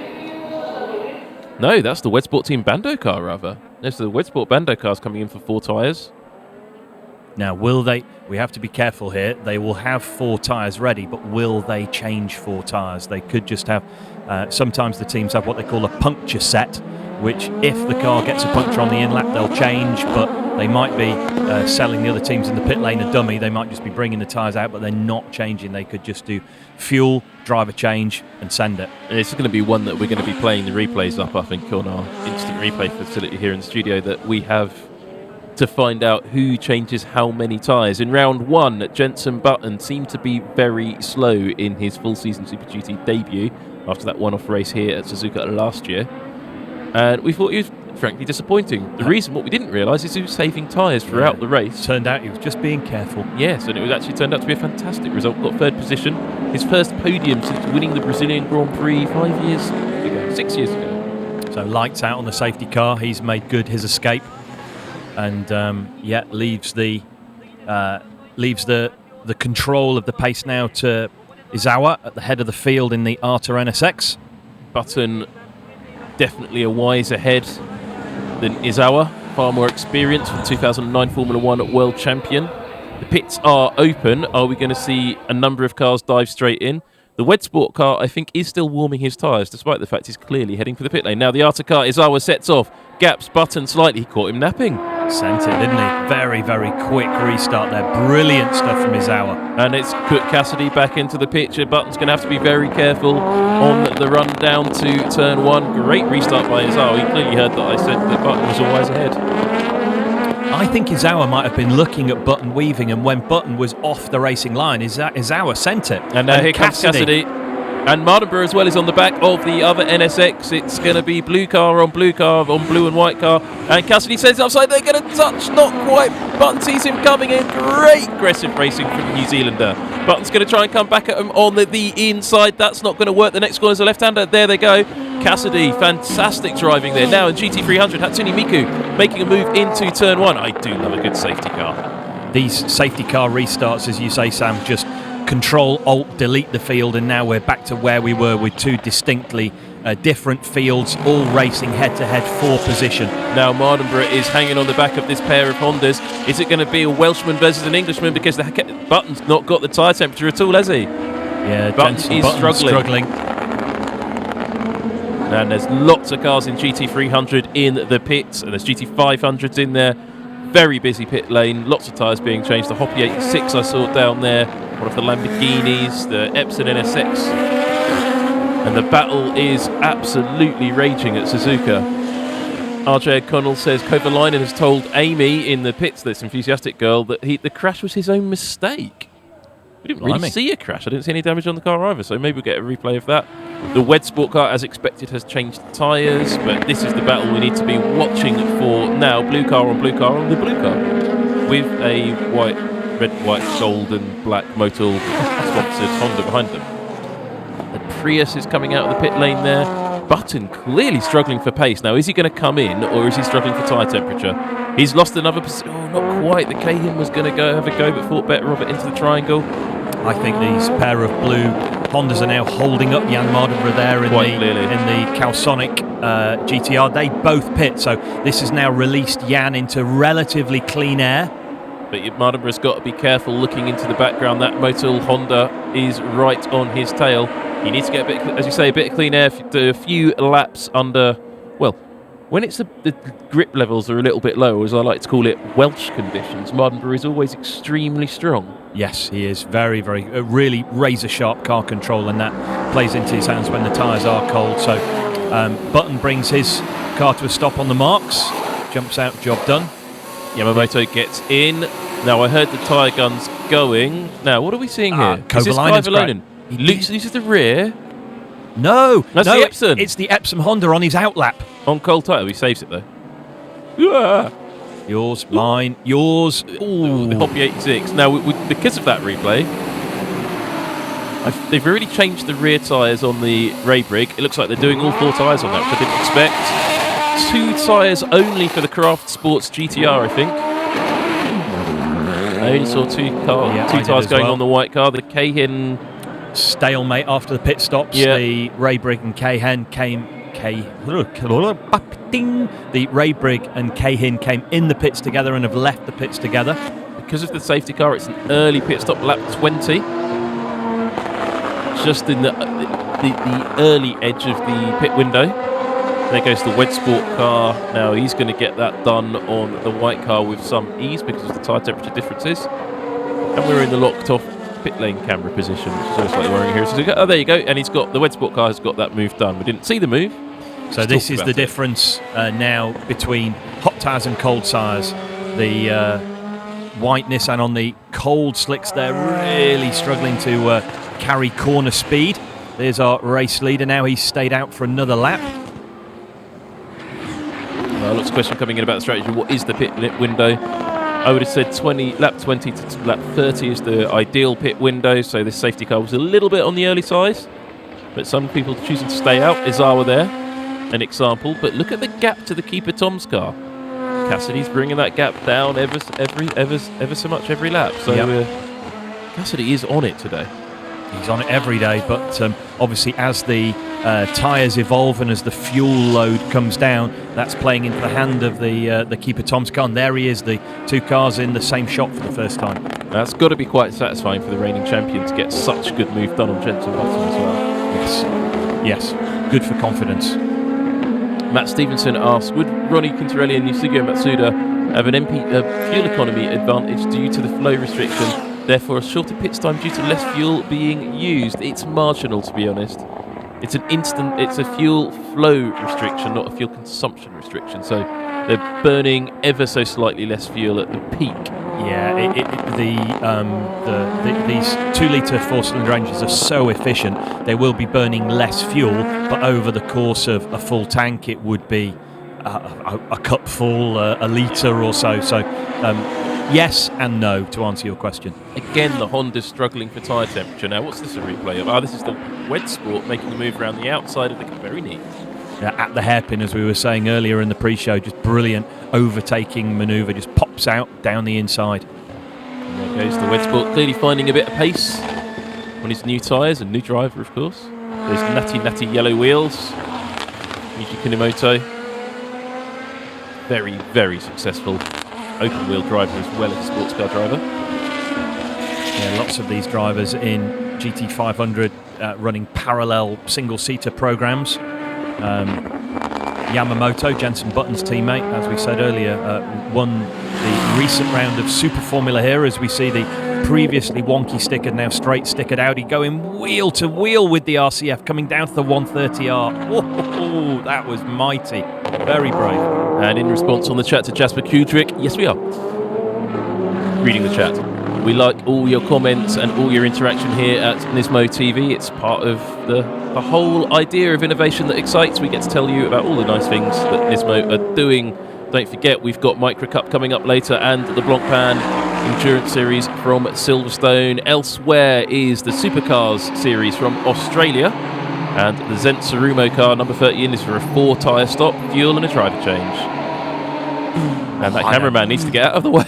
Good burnout as well. Obviously, driver very keen to generate heat and temperature in the rear, heat and temperature, heat and pressure in the rear tyres. So a good burnout leaving the pit lane always helps that. Now we've got to see where this Sensorima car feeds back into the GT500 field. There comes one of the GT500 blue cars. Which one is it? It's one of the Hondas. It is the 100 Raybrig. And he will be very easy prey. Yeah, Ishiura doesn't even defend, just lets the Raybrig car through on his inside. And here comes the Wed Sport car that's going to have the same effect. But I think Zent's got a gain on the Wed Sport if he can stay in front. But I think he will struggle to stay in front. No, he's going to get picked off around the outside. See ya. So that's the end of the real danger period where they're on cold tyres. Although saying that, we did see the Honda have a half spin at turn 9, so clearly the tyres very, very skittery. Skittery, is that a word? Skittish? Slippery on their outlap for the first kind of 9 or 10 corners. By the time they come down here to turn 15, the 130R, they will have generated enough pressure where they can really start to lean on them though now. That GT3 Lexus you can see on your screen is really working here at Suzuka. The 96K Tunes RCF has led from pole position and nobody has really challenged that car. Hatsune Miku in second position there in her Mercedes AMG GT. Managed to get second position when the Hoppy 86, the number 29 pink and white car, had a moment early in the race, which I don't fully understand, and the Subaru BRZ also benefited from that. In case you're wondering, the Subaru BRZ is not identical to the Hoppy 86. Now, one's a Subaru, one's a Toyota, but in production car terms, the BRZ, the GT86 Toyota are identical, apart from the badges and headlights. I think the headlights might even be the same, actually. I think so. So they are just identical apart from the badge and where you bought it from. However, in Super GT terms, the GT86 is a carbon fibre monocoque chassis driven by a 4.5 litre normally aspirated front-mounted V8 engine, but the JAF GT300 BRZ uses a BRZ production car as a basis, has an EJ20 flat 4 2-litre turbocharged boxer engine, generally derived from the old world rally car Super Impreza engine, and well, really advanced aero to the GT500 level, because that car's got open aerodynamic development, running on Dunlop tyres specially developed for this car. It's a wonderful piece of engineering, and I really respect the fact that they've carried over the boxer engine configuration from the road car to the race car. I know it's a totally different spec, but it's nice that they've kind of tipped their hat in that direction and continued down that route. Well, as it says on the nose of the car, proud of boxer. Hatsune Miku's drivers will be able to read that very well, as the car was tucked up right up behind it as we cut away to the GT500 pit stops. Tyres, all 4 tyres looking like for Wacos. A little bit leisurely down there, actually. So James Rossiter out of the Wacos, and Kaz Oshima climbing on board. Yeah, driver change done, doors closed. So as soon as the fuel man pulls out, they'll change those 2 front tyres. In terms of, there's people asking questions about the driver time limits, and big shunt for the number 26 Honda NSX, and where's that? To the entry? That's Degna 1. No, it's so he's dropped it out of Degna 1 and gone straight in at Degna 2. Big impact. It's a big impact. I think that will be another safety car. I think it will, and do you know who's going to win on that? Jan Mardenborough. Big time. Oh, game on. Great to see the... Well, will he? No, he's going to lose out, because he hasn't stopped. Those who have stopped. Jan will pit now. He will be in the pits now, as the safety car picks up the field. But that's a huge impact. Ooh, it's brilliant to see. Shun. Brilliant to see the driver climbing out, the car doing its job okay, and the Recticel foam air barrier doing its job. Now, this is going to be interesting. I'm of the opinion that those who haven't stopped, such as the race leaders in both categories, the Alta NSX and the K-Tunes RCF, they are now going to have to be hold out and wait. Now, it depends how heavily fueled they are as well. Now, if you'd run for a lap 26 or to a lap 30 pit window, well, no safety car yet. Now, there's a good call there from the Alta NSX, straight in the pits. So our race leader comes in. You can hear the guns. They're changing the rear tyres now. Keeper Tom's car in as well. That's Cassidy out of that one. He can be quite pleased with his day's work. Now, there were questions coming in about the driver time limits. I can see the Subaru BRZ's on its way in as well. There aren't really driver time limits. You've got to stop for a driver change in this race. And if you want to be competitive, you're going to change about halfway through. And I'm really surprised you haven't got a safety car. Yeah, I've gone quiet because I'm just looking at the marshal's post, and you can see the marshals talking amongst themselves, but nobody reaching down to grab the SC board as we saw earlier. No, and that could throw the strategies off a little bit more as well, because a lot of these guys have dived for the pits because they clearly expected a safety car. As we all did. That was it was a huge impact in a place where the cars are heading straight towards. That's the Calsonic car leaving the pit lane, so he's done his driver change as well. Daiki Sasaki takes control of that car, but as there's the Raybrick car it was hunting down, and obviously Sasaki's struggling to hold that off and failing, but as expected. But that does give us a new race leader for now anyway. It's number 23 Motul Ortec GT-R. And there's a phrase I didn't think you'd be saying this morning. Anthony Karuna says, what is the maximum time? Yeah, we were talking about the maximum driver times for the drivers. Essentially, yeah, it's just down to race strategy in this event. Yeah, how long's a piece of string? How long can a tank of fuel last?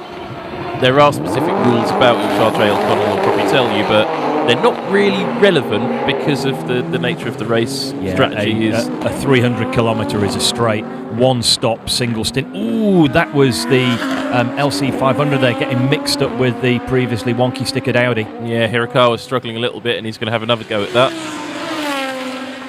And, well, the Audi really didn't make it easy there again for Hirakawa. He's not... Oh, well, that Audi just doesn't want to get out of the way, does he? And that's cost Hirakawa 4th position, which he gave up very easily. And there's the reason. Cold tyres. And now he's breaking the toe for himself.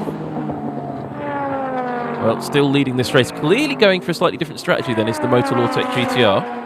Looks like they're going to run long with Ronnie Quintarelli at the wheel before slotting in Sugio Matsuda, or perhaps hoping for another safety car. I can't believe we haven't had another safety car, Sam. And one thing we haven't seen is a shot of what's going on at the Degner. And that is the leader of the GT300 category heading into the pits. The K-Tunes RCF has also finally made its stop. Now, I'm amazed that as you say, the safety car hasn't come out. I mean, it was a big impact at Degner, but we're just racing here as Daiki Sasaki gets his own goal. He gets beaten up by the Keihin now, as he's still waiting for those tyres to come in the Calsonic Blue Car Team Impul Nissan GT-R GT500. There is the GT300 leader, and this pit stop means Hatsune Miku inherits the lead. So people are going to be happy about her getting out in front. Yeah, Lexus giving away the lead to the AMG as we're at the half distance point of the Suzuka 300. All four boots for the Saitama Toyo Pet sponsored Lexus. Saitama Toyo Pet sponsor a whole bunch of different cars in Super GT, and they run their own, which is the Mark X. Lovely rumble from the 5-litre V8 in that Lexus as it left the pits. Really sort of low frequency, almost NASCAR-esque as he pulled away there. I like a bit of NASCAR. Everyone loves a bit of NASCAR. Not everybody. Oh, come on! If you can't watch around at somewhere like Bristol and not get it, then you don't deserve to be a fan. Daytona 500 is an epic race. I wonder how these GT500s would do on the banking at Daytona. That'd be pretty cool to see. There was a rumour, and in fact more than a rumour, at one point that the GT300 cars were going to be slightly odd line there. The GT300 cars were going to be invited to take part in the Rolex 24 at Daytona. Which, the regulations aren't 1,000 miles apart, you know. The GTD cars running to a similar specification to a GT3 car, and the GT300s here, running a similar spec to a GT3 car, or actually are a GT3 car in some of the forms. Now, the reason we're running a 300-kilometre race here at Suzuka this weekend is that the usual 1,000-kilometre race has been cleared up there. Yeah, just straight snatch, just pulled it backwards and away from the barrier there. So, brilliant job by the marshals there to clear up what was a sizable shunt. So, sorry, Sam, talked over you. That's right. No. I was just noticing Toyota Mark X is up to 6th. Wow. I'm getting nosebleed that high up the side of the screen. The reason we've got a 300-kilometre race here at Suzuka this year is that the annual 1,000 kilometres race for Super GT will not be taking place. However, there is a new 10-hour race run by SRO to GT300 regulations. Not just GT3, GT300. So you will see some of the carbon fibre GT86 take part, possibly the Prius, possibly this Subaru. They haven't confirmed their participation as yet. And they're marketing it hard, the SRO, and we're going to see cars such as the KCMG, both the GTRs, both the Nissan GT-Rs and KCMG coming across from the Blancpain Asia series to take part in that, as well as some teams coming down from Europe. The prize money on offer for that race is huge.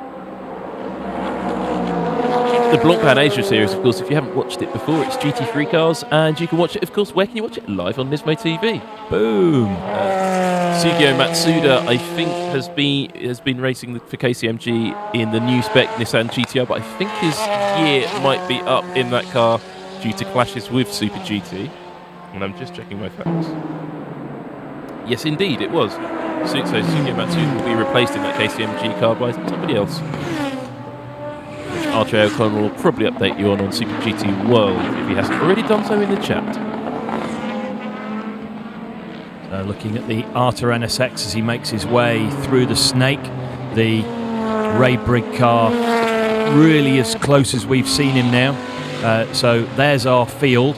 The AU Tom's car, only one not to have made a pit stop really out of the leading protagonists. But this is the battle that we want to see on track between the orange Honda and the blue Honda.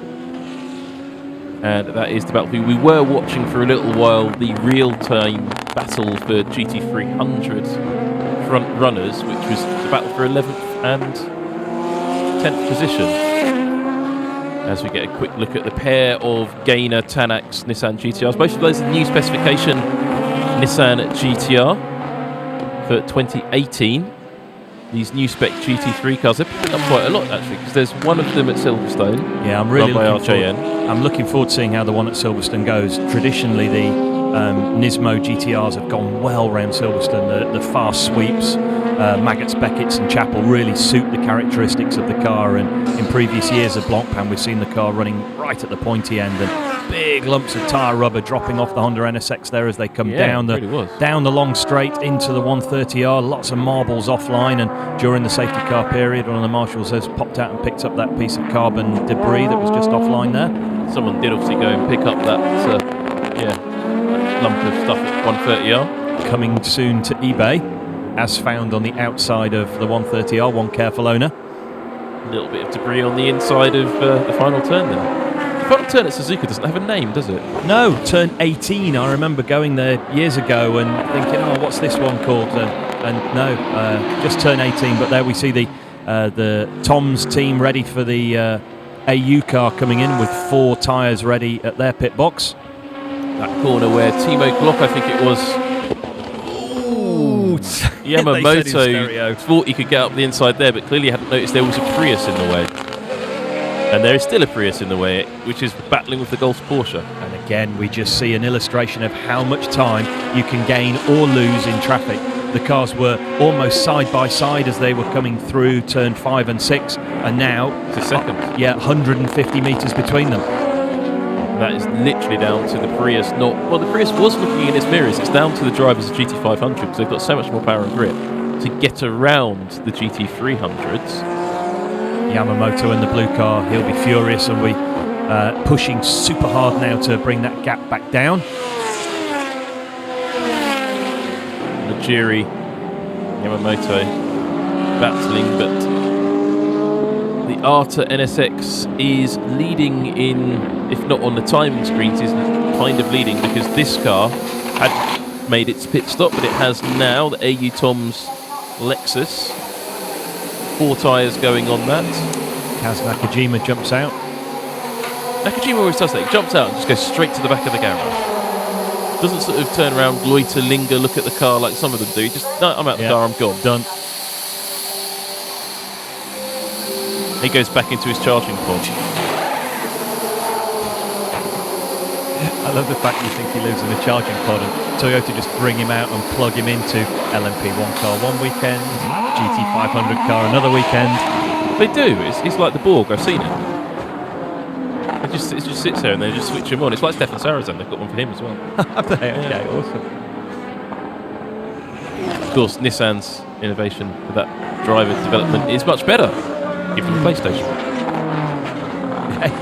It's worked. We've got drivers across the globe now competing. Of course, Ricardo Sanchez coming from the American continent, Florian Strauss racing in the Far East here. We've got Jensen Button racing, guys, Lucas Ordonez racing today at Silverstone, all from that GT Academy bedroom gamer program. Oh, the Epson Honda goes the long way around the AU car and it's out lap there. And I think Nismo Nick is out in the Micro Cup as well.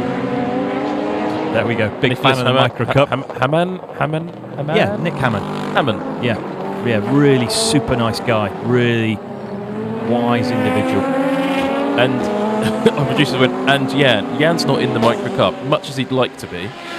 Jan would love to be in the Micro. If Jan could get some way of getting from here to there, he'd do it. He'd totally be up for it. But someone who is totally up for it is the 100 Raybrigg NSX. You can see it on your screen.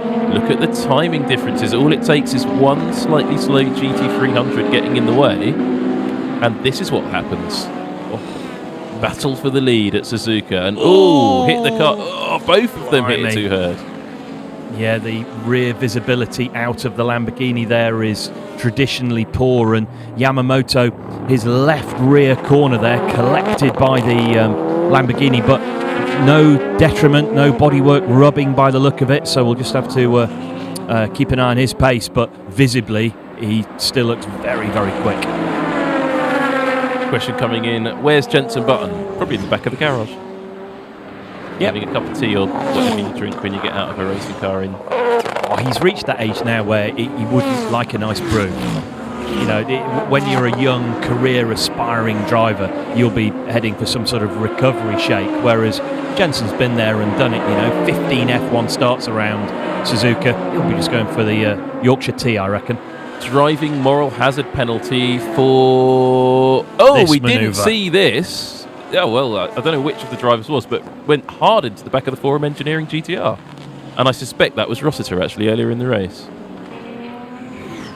So, already Rossiter proving that he is, again, a moral hazard. See him at the weekend, so remind him. But this battle for the lead in GT500, it's Honda on Honda, the Arte NSX, which has led from the lights out. Honda. But alongside it, the Raybrigg NSX. Honda on Honda at the home of Honda. Remember the track here, owned by the Honda Motor Corporation, and 20 laps to go. Yeah, it'd be nice if Nissan came in and Stole it, yes. soiled the carpet, so to speak. It's the Raybrigg NSX. Now, is that car keeping back a little way just to have a build up to something, or are they just running at consistent times and he's just hoping to capitalise on something like this? Yeah, bingo. That's gonna cost him dear. But it also trips the Raybrigg car slightly for the second element of the triangle.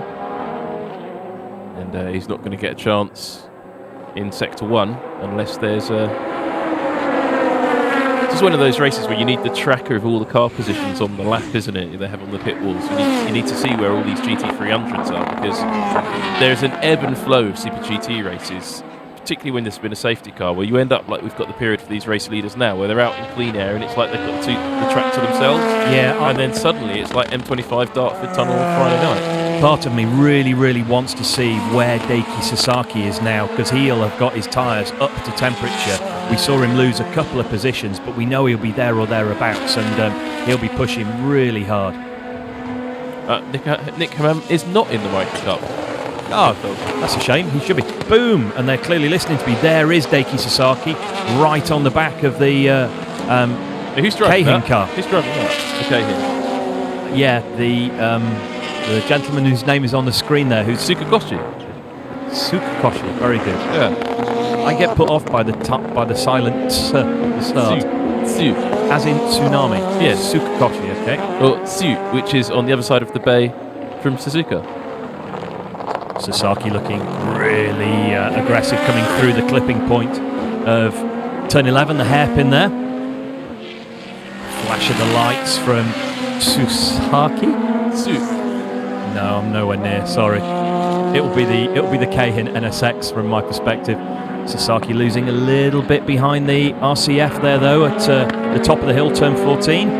I'm just trying to think. Is the Team Impul, the blue car you can see on the screen there, driven by Daiki Sasaki, at Daiki Wolf 23 on Twitter, and Jan Mardenborough, who I think is just at Jan Mardenborough. Jan the man on Twitter, but the is spelled incorrectly. There's a puncture there for the number 21. Tomita has problems on the right rear in GT300.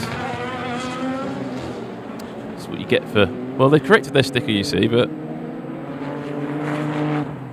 Yeah, right rear now. Yeah, I'm thinking that's not a massively loaded tyre. Could have just picked up a random spurious puncture, but Richard Lyons waiting in the pits. Oh, he's grumpy about it, though, isn't he? Yeah, they haven't changed driver, so coming in to do a fuel stop, take tyres, obviously, with a puncture and do their driver change, but a very, very slow in lap will have cost them a huge amount of time.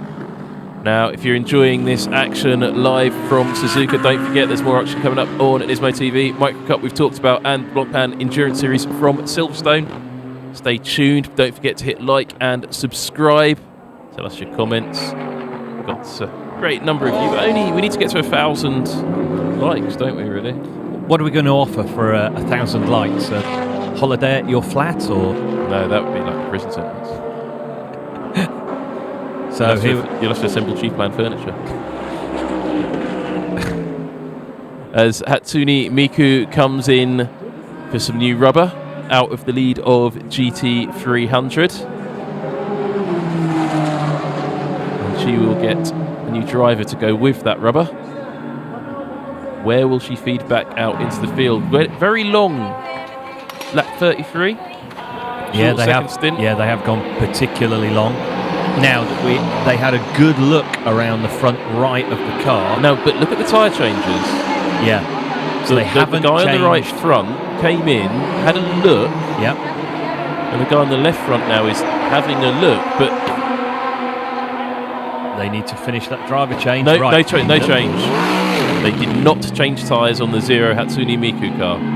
Will it put a good smile on their faces when they see where they feed back out on track? Those are GT500 cars. They don't matter unless you're watching the GT500 race. This could be a brilliant move because that set of Yokohamas will still be at 70 degrees. They'll still be red hot. Yep. So he can come out of the pit lane. He'll be on it from the word go. And it's knob at the wheel. No one better.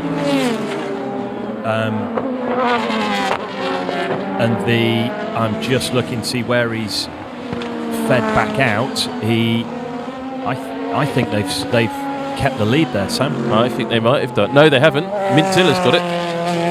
Has he? Right, there's a Nissan GT-R leading GT300, the Shokumu, which is a hair tonic of some description, I believe. So they fed out into second position on the track ahead of that car there, the yellow 86. Meanwhile, at the head of the field now, this battle for the lead is still ebbing and flowing through the GT300 lap cars. Yeah, it's the nature of the way these two cars are moving, the way they're sort of driving around. It does look to me a little bit like the driver of the 100 is biding his time rather than making a concerted attack to get the lead at this point. It looks like Yamamoto can bring the gap down really easily, but then he's just waiting, holding a watching brief. Now this Audi R8, they're going to catch him at the fastest part of the track. They look excited. But that's because it's tense. Now he's making the move. Look, that GT300 got right in the way, and the Raybrick NSX is right on the back of the Arthur Autobacks car. But that just got the Arthur Autobacks car. Just again, good drive out of the final chicane. Yeah, really good drive. A much lighter car. The Raybrick car running 34 kilos of ballast, and the Arthur car almost nothing, only 6. And that's going to make a big difference. The success ballast you see in Super GT. Never been a big fan of success ballast, but it seems to work. Oh, bit bulked there. The 100 got held up by that white and black Lexus. Yeah, balance of performance is always something that people never really look forward to talking about. But success ballast, the fuel flow, look, it clearly works and it does a good job and keeps things fresh and exciting. And we're seeing a car leading today that previously has been at the tail of the GT500 and the 23, which has been the class of the field so far this year, running now down in the mid-pack, the kind of ebb and flow of the series over the course of the season. But I know what you mean. Balance of performance is never something straightforward and easy to understand. Well, what's looking pretty balanced are the mother chassis car number 18, the Up Garage GT86 is really doing a good job of fighting with Hatsune Miku for that second position. Kobayashi trying everything to get around Taniguchi. Now, is he going to do something clever and try and position that Epson NSX, which is desperately trying to get past the GT500? And the Up Garage car just is not making it easy for that GT500 to pass. It's cost the Epson car a huge amount of time. I wish they'd switch their headlights on. Not a regulation here in Super GT to have your headlights on at all times, like it is in some other series. It's quite good to have headlights on. It just makes the car slightly more visible in traffic. But if you're leading and you're in a strong position, and you don't feel it warrants it, then no. And this is now officially the battle for the leaders, unseen by us, but the Shokumo Hair Clinic GT-R has pitted. These two scrapping for the lead in this is real racing for the lead. So actually both quite classes. impressive. But it's quite impressive from the Up Garage car to get onto terms with Hatsune Miku here. And the Up Garage car, I think, to be in this position, it maybe also we didn't see its pit stop, but also didn't take any tyres. And those mother chassis GT86s are notoriously kind on their tyres. I remember last season, season before at Thailand, Jan Mardenborough fighting in his GT3 Nissan GT-R to get onto terms with the number 25 GT86 and not being able to do it. Yeah, the Mercedes running on its Yokohamas, the AMG, beg your pardon, running on its Yokohamas, they will get tired towards the end of the race. It's going to be almost 2 hours in duration, this race, by the time the 52 laps are completed, and these tyres are not really designed to do more than about an hour and a half. So the Hatsune Miku AMG has its work cut out to hold the little 86 off for the remaining laps, and here we see back to the split screen because we've got a battle for the lead in both classes. Exactly. Najiri from Yamamoto in GT500, Miko from Up Garage in GT300, and they were all together all at the same time. So I'll watch the GT300 because it's on my side of the screen. Robin, you watch the GT500. I think Yamamoto's going to go for it here. This is as close as we've seen him, and yeah, the producer thinks the same, so we flick back to the GT500 full screen coverage, and Yamamoto down the inside into turn one. No, he just showed him his nose. Yamamoto now, it is like he's suddenly woken up, he's seen the opportunity and he's going to go for it. And there's two battling GT300 cars. It's Mintzilla and Sean Walkinshaw's BMW, though Sean Walkinshaw isn't on them anymore, but look how close they are. Mintzilla has held them up. The minty green Nissan GT-R and GT300 has got out of the way, but that was beneficial to Yamamoto, clearly. I know I'm meant to be commentating, but there was one point there for at least 15 seconds. I held my breath and put my hand over my mouth as we go back to the split screen there. It was very tight through the S's for the GT500 lead. Now we go even tighter into the Casio Triangle for the GT300 lead. And the fact that the TV producer must be pulling his hair out, if he had any, he would be absolutely pushing it flat out to work out which battle to watch, because we've got the GT300 on the screen, but I know that the GT500s are just as close as this for the overall lead of the race. What was interesting to see on that shot was just how the AMG drew away in a straight line. But the Up Garage 86, look at this round the outside of turn one. Has he made it stick? Not quite. The Up Garage car pulled out and sent it in, real lunge from a long way back, so a significant advantage on the brake from the little 86, but a straight line advantage from the torque of the AMG, and again they're side by side through turn 5, big slide from the Mercedes as he makes his way up through turn 7. It's, the narrow nature of the Suzuka circuit means it is extremely difficult to overtake, but these guys are going to manage to do it sooner rather than later. So not this corner, not the next right-hand kink, but the next one is where we could see the Toyota make its move. And it depends on the brake specifications. I think the Mercedes probably better on the brakes than the GT86, as we see there's a bit of a gap. But on the drive out here, the 86 I believe to be a bit better, which is exactly what we're seeing. So will he have a run now into Spoon, the longer corner, where it's less critical on the braking? Mercedes clearly working its tyres hard. The Cahin car is... drive-through. Moral hazard penalty for... What's he done here? Oh, that was morally hazardous. Rear-ending the Wacos car to get through. Yeah, just a little... Call that bump and run, don't they? Bump pass, yeah. Legal in NASCAR, not so much in Super GT. Can you imagine the moral driving hazard penalties in NASCAR? Meanwhile, coming out of the 130R into the Casio Triangle again for the lead. Yeah, but that's third position behind them.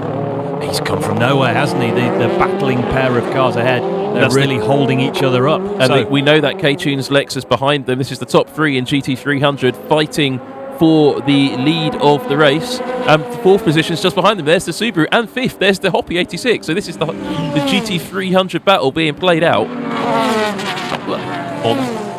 As a battle being played out. The Hoppy 86 is has recovered significantly. We saw that car dropping back over the opening few laps of the race. I thought he disappeared into no man's land, but no, recovered now, and we're going to have 5 for the lead within 2 laps here, Sam. Has Kobayashi spotted the danger behind him? I'm not sure he has. He's focused. Oh, yeah, he'll have spotted him. He's seen it now. He'll have got his headlights on. 2 wheels on the grass trying to get past the 86 there from the Lexus. I love all these different sorts of cars racing each other. All you need to do is throw in a Prius and it would be fantastic. But they aren't very competitive here for some reason today. enjoying it. Mario Nitta, fastest lap of the race so far, I think still. Perhaps someone's gone quicker. Archie Ocon will be able to update us on that. But yeah, the Subaru's now joined the train, and the Hoppy 86 has joined the train. So if you looked at the GT300 battle right now, one thing seems certain, it ain't going to finish how it's looking. You'd be very pleased with yourself if you controlled the balance of performance as well, because this is what the fans have come to see at this fan festival event, and the crowds are being properly entertained by door-to-door, wheel-to-wheel racing in both classes. Rab says, thanks for all the likes. Rab is one of our producers, says thanks for all the likes, and if we get 5,000 likes, we'll celebrate on Studio Cam. What do you want us to do? I'm not sure about that. Blimey. Anyway, 3 wide for the lead coming into the final. Oh, he's round the outside. He's off. Oh, he's on the grass. He was trying to go from third to the lead in 1-2 corners. Lexus RCFs are good cars. They're very good at many, many things, but they're genuinely rubbish at off-roading, and yeah, that's really cost him. The 86 has dropped back. There's now... Yeah, look, the 2 bigger GT3 cars now heading a trio of 86s. No, it's 2 86s and a BRZ. You have 3 different types of car built to 3 different rule books. Subaru, BRZ, GT86. But what you say tomato, I say tomato. I say FIA GT3, FIA GT3, JAF GT300, followed by Mother Chassis GT300. Production based, carbon fibre monocoque made up. And the Hoppy out of the trio looking really aggressive. Yeah, but it's got to be disappointing for the up garage car. It was battling for the lead and now finds himself in P4. Yeah. That K-Tunes Lexus, though, is extremely racy. The BRZ, well, the engine hasn't blown up yet, so it's still going. Yeah, up garage going a little defensive there in the yellow 86, and the Hoppy car seems to have the advantage of traction on the way out of the hairpin. Miku trying to defend her honour from a growing horde. Very enthusiastic GT300s. The battling 86s at the back. The up garage car is now clearly holding up the Hoppy, the number 25 Hoppy car. Hoppy, in case you're wondering, is sort of a non-alcoholic beery thing which you mix with substitute alcohol with ice, and it's very refreshing if you like that sort of thing. Down the long back straight, coming down into the iconic 130R. If you're wondering what the R in the corner stands for, it stands for R, isn't it? Quick. No, not really. It stands for radius. The 130 is the radius in meters of the curve, so a super, super fast flat-out left-hander. Now, Deadeye 313 is definitely enjoying this race, and yes, Deadeye, it is that good. But this is Super GT live on Nismo TV. 40 laps completed for the GT500 pack, but right now we are watching a 5-way scrap for the lead in the GT300 category. There is also a fairly epic battle going on for the lead in GT500, but this is the better battle. At the moment, we will cut over to GT500s when that gets really spicy. And I'm sure it is. Battle where 7/10 separates the Raybrigg NSX from the Arta NSX at the head of this field. From the keeper, Tom's Lexus in 3rd position. But look at this. He's tried to get up the inside. He's got it to work. The Hoppy... Oh, no, he hasn't. No. Tried a move, but no. Failed. And here comes the Subaru. Coming down into the 2 Degners. The first faster one, now the second slower one. All really tight. Closed up behind the Lexus there, and the AMG. Half a car length to breathe at the head of that cluster of cars. A tiny bit of relief for Hatsune Miku, but look at this pack of 4 cars behind her. The 25 Hoppy car now has got the move done pretty much. That's a long right-hand sweep, and that puts him in front of the up garage 86. But the up garage car is almost certain to have a run up into this left-hander at Spoon. No, he didn't do it. The Hoppy car we saw there. Oh, but that's not going to help. He's put 2 wheels in the grass. Coming through turn 12. He did have an advantage of traction the previous lap, and he made it stick this lap. So keep an eye on the white and pink 86 there, the one that we're looking at now. Things are hotting up at Suzuka. The air temperature is up to 26 degrees, 5 degrees hotter than it was when this race started. And there's 5 cars battling Each one of them is a degree of victory there for the Lexus, going round the outside of Hatsune Miku into the final chicane. Will she come back at him down into turn 1? I'm not sure she can, but yes she is. Side by side as they come down the start-finish line here in Suzuka. Fantastic racing. So which car? It's a Japanese versus German drag race. I can't help but think those slightly older tyres on the Mercedes are now starting to hinder the grip levels as the Lexus makes the move and then is just drawing away at the head of the field here. Now the K-Tunes Lexus, the number 96 car, which was super quick from pole position, looks like it's going to disappear off into the distance at the moment. 10 laps to go for the GT500. The Arta NSX still leads, but GT300 is far from a done deal. The BRZ now under pressure from the number 25 Hoppy 86. If that car can clear this pack, will he be able to provide a challenge? Yeah, he needs to clear him quickly because Nakayama is making good his escape in the Lexus. He's got, what, 7 or 8 car lengths now between him and the AMG behind him, P2. And this is the battle between those who changed tyres and those who didn't. Well, here's 2 cars that did change tyre. That is the battle for the lead in GT500. About to encounter the battle for the lead in GT300, and that could change everything. You did say the director would cut back when it got spicy, and it doesn't get any spicier than the pair of leading GT500 cars coming up against 5 scrapping GT300 cars for their class lead. Now, if you're liking this race, don't forget to hit like and subscribe here on Nismo TV. 5 cars battling for the lead of GT300, 2 cars battling for the lead of GT500, and there are both battles all together muddled up on the run down to 130R. Lights flashing frantically at the back of Hatsune Miku and the slotting in front of the Subaru. But there goes the K-Hin up the end, and off the track goes the Hoppy 86, losing the position to the Up Garage 86. All that hard work put into gaining that position, and a big run wide out of the 130R cost the Hoppy car a position in class, and obviously taking the run across the grass will cover the hot slicks in all manner of debris, so a little bit of time lost there for that car. Hatsune Miku didn't change her rubber at the pit stop, and she's running out of tyres. Look at Jensen Button's face.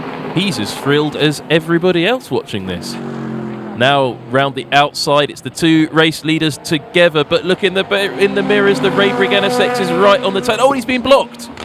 The leader of GT300 blocked the 2nd position car in GT500. It wasn't on purpose. No, Yamamoto being relatively careful there. He could have fired it around the outside a little sooner, but no, he realises this is a terrific team position they find themselves in. He'll be trying to get as many points as they possibly can for their championship campaign, whilst also just biding his time and waiting as we see 10 laps to go now around Suzuka. The K-Tunes RCF has checked out from the front of the GT300 lead pack. The battle for 2nd is absolutely raging. I'd quite like to go back and watch some more of that, actually. That was so good, wasn't it? Just they're watching these lead 2 cars to go. 10 laps to go for this pair, and as many laps as the GT300s can do in that amount of time.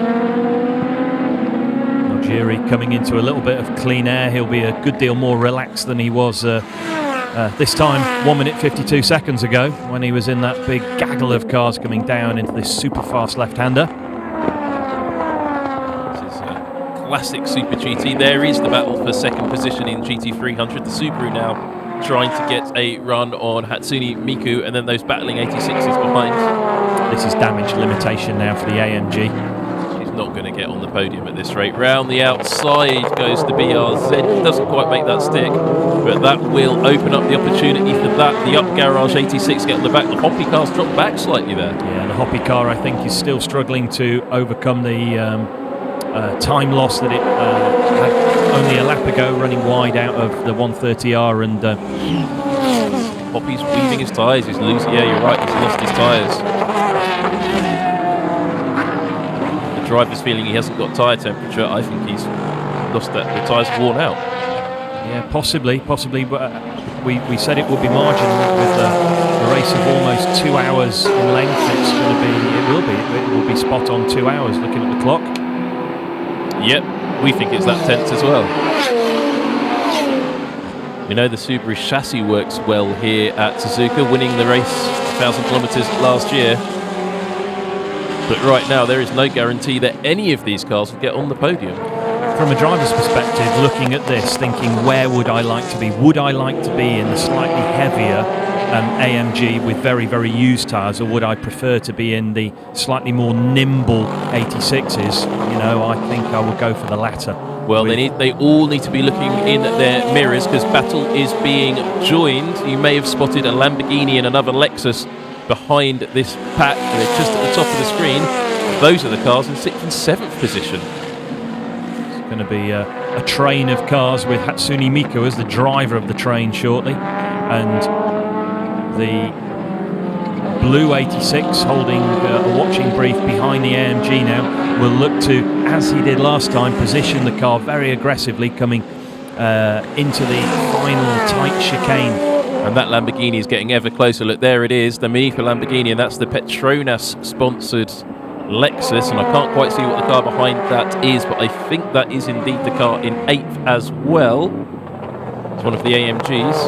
Hatsune Miku takes a defensive line at the Casio Triangle at the final tight chicane there at turns 15, 16 and 17. 8 to go for GT500. Not the Yamaha Brewer, it's Daiki Sasaki there in the GT500. Get out on his own. P4 though, Great day for them. Great strong run and a good haul of championship points, he said, touching wood, as we cut back to our leading pair of Hondas. Now, we've seen this with the Ray Brigg car. Just sits back for a bit, thinks about it, and then when the opportunity presents itself, attacks the Arta NSX like crazy. And the Arta NSX there lost the apex slightly. Don't know if that was a driver error, or is the Arta beginning to use up its tyres as well? Certainly, the tyres will be well past their best now, and you know, as the race leader, you will have been pushing fairly hard. No doubt these mid-engined carbon monocoque cars are quite kind on their tyres. We can see the drivers at the start of their stints working the tyres hard to generate heat, but the Hoppy car's now trying to get a run on the up garage car again. Regain that position he lost when he sort of exited stage left. Who holds on to second. Holds up the pack. There's the GT500 front runners now coming back through that pack again. Oh, and Suzuki and Matsuda deciding to use the grass slightly. And inspiring the Hoppy car to be likewise. But just, I'm keeping an eye out for that Lamborghini, which is, there it is, there's the Lexus. And we know how quick those Lexus are as well. The one that was battling with these guys has just checked out at the head of the field, so the pole-sitting K-Tunes car has come through, passed and gone. And will we see the Petronas car do that? Now that grey and up the inside, I was about to say that grey and red AMG is a lap down and was about to get involved in the lead battle in that class. Nob Taniguchi holding off Iguchi in the BRZ. The 286s haven't given up on that. That Lamborghini is getting very, very close now. It's the Leon Mercedes just behind them. So this is second, third, fourth, fifth, sixth, seventh and eighth from GT300, all running around on the same piece of track, with the GT500s trying to work their way through this pack. Miku is, and there's Bumblebee, the GT-R, that's a lap down as well. I think that car's going to problem solve very, very slowly offline. And look, wheel to wheel, they touch. Did they touch the BRZ and Miku? Right, well, it's ever so tight. Here we are coming round the long left-hander at turn 7, and we have a train. Well, it's far more in time than anything that was on my line, because the up garage car is going around the outside of the BRZ, hasn't got that to stick, but the Hoppy's having a run on the up garage as a result, gets up the inside of Degner, but here's the Lamborghini right on the tail of the pair of them. The Lamborghinis now, the Manifa Lamborghini's got into the fight. The Leon Mercedes is right there, as is the Lexus, and we're looking at, and the Manifa Lamborghini now is joined the battle. There's the Lexus, there's the Leon Mercedes, and there's two more cars behind them that are in this battle. There's the Petronas-sponsored Lexus as well. The Lamborghini using the torque from the huge big V10 engine there to make a move coming out of the Degnas to take that position. And as you said, Sam, so accurately only a couple of laps ago, we've got to keep our eye on the Lamborghini, and he's on the move, cutting through that pack of 86s. Yeah, and both look out for the Leon Mercedes and the Petronas sponsored Lexus as well. Hatsune Miku has got a little bit of relief, 6 laps to go for GT500s, but she doesn't want to look in her mirrors. No, Nob Taniguchi, he'll look up and just see, a mirror full of Subaru. 86 Lamborghini, Lexus, 86. And that other Mercedes AMG as they nearly touch going into the final chicane. Surely they touch. They do, the BRZ and Hatsune Miku wheel to wheel. Here comes the number 25 Hoppy 86. There's the Manipa Lamborghini. This racing is absolutely epic. Now it's a big NASCAR-style train of cars down the start-finish line. 2 trains of cars. There's a GT500 in the back of it. It's the craft sports car. The Subaru has another run at it, but he's going to open the door for the Hoppy 86 to get round. Really, no, not quite, but here's the Lamborghini. This is fantastic. 1, 2, 3, 4, 5, 6, 7 cars here. And Hatsune Miku, Nob Taniguchi there, making his AMG impossibly wide, going defensive on the pit straight and doing a brilliant job on those old tyres, Sam, to keep the other cars at bay. And there we see the GT500 GT-R kicking up the mud as he makes his Chio way at the wheel of that car. Chio running at maximum attack still as he makes his way through the GT300 field. He's got a spectacular view of this just epic battle.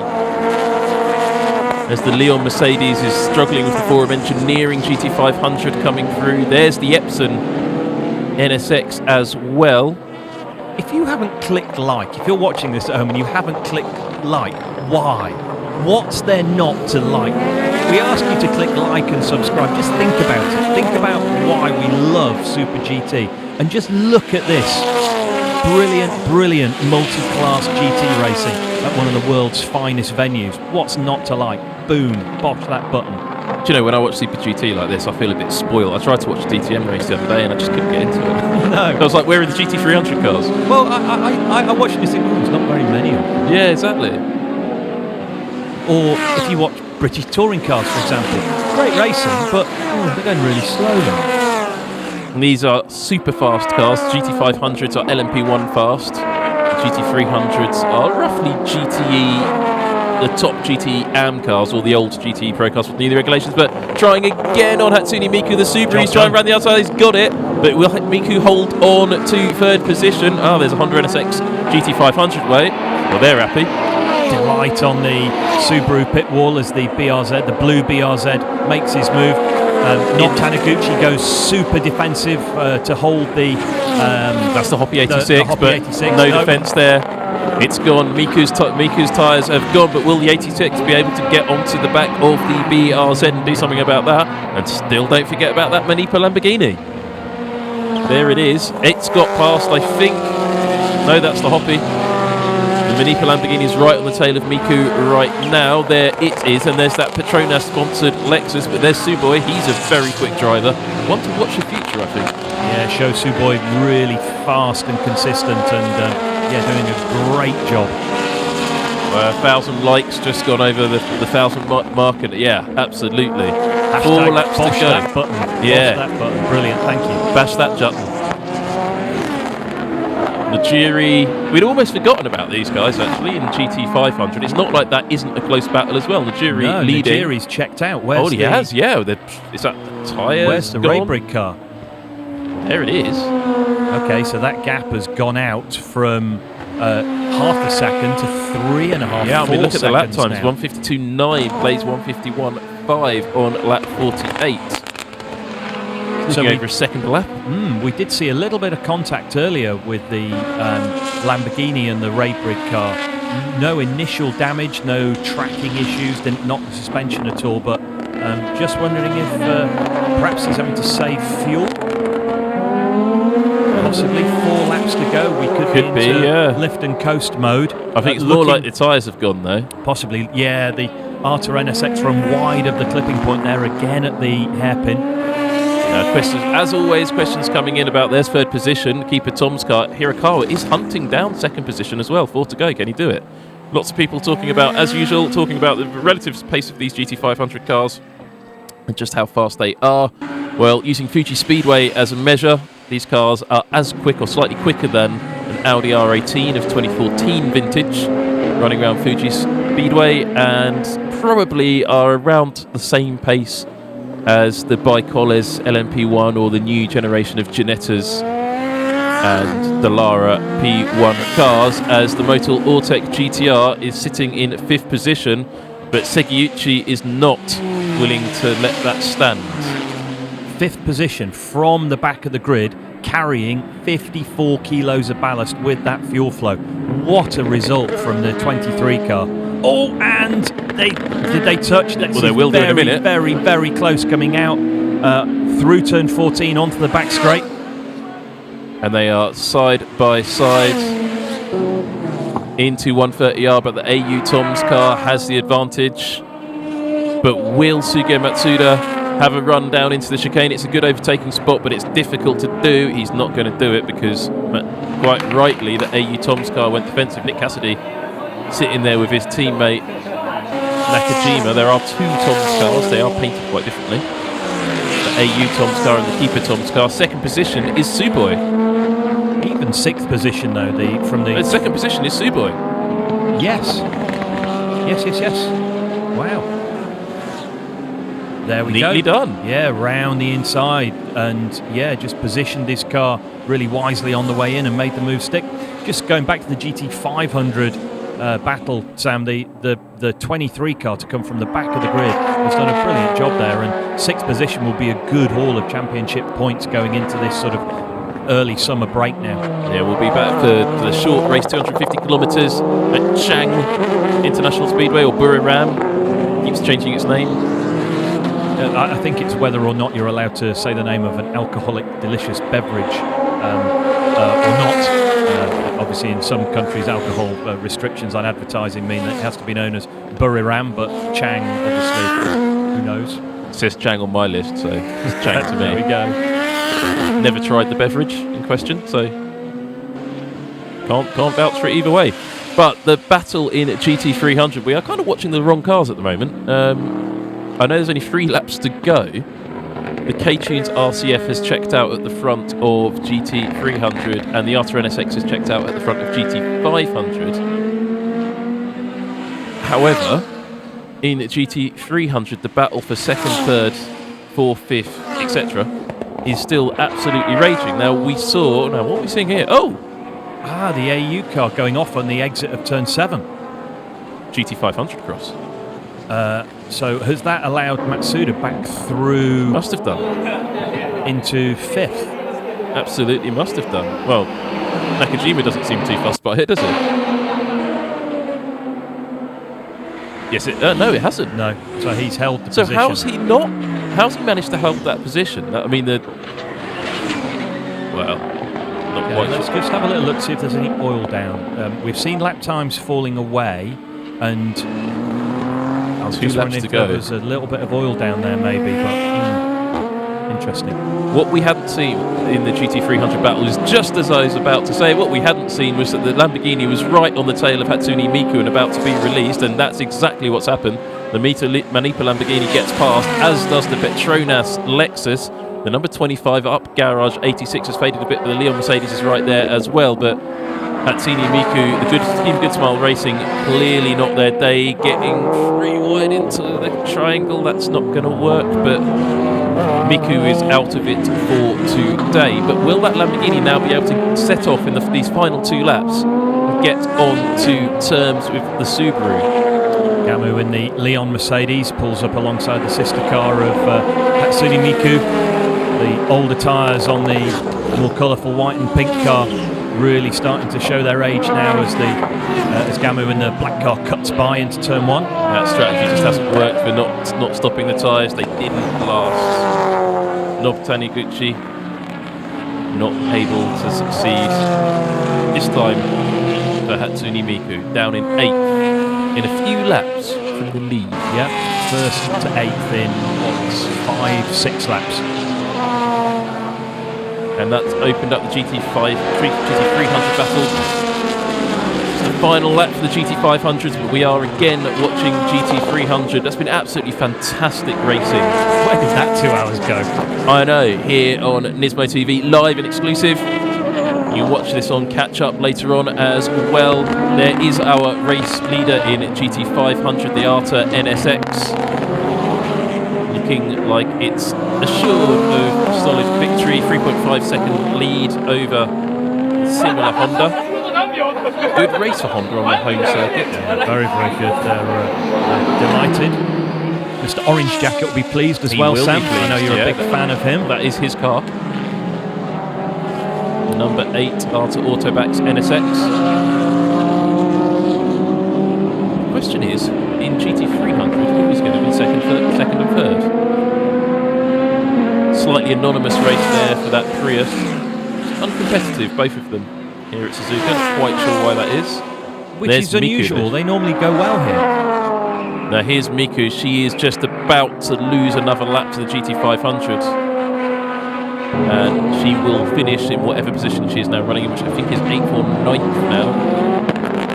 Love Taniguchi will have to be a bit disappointed by that result. Now, will Miku get another lap in? No. And that is victory for the Arta NSX.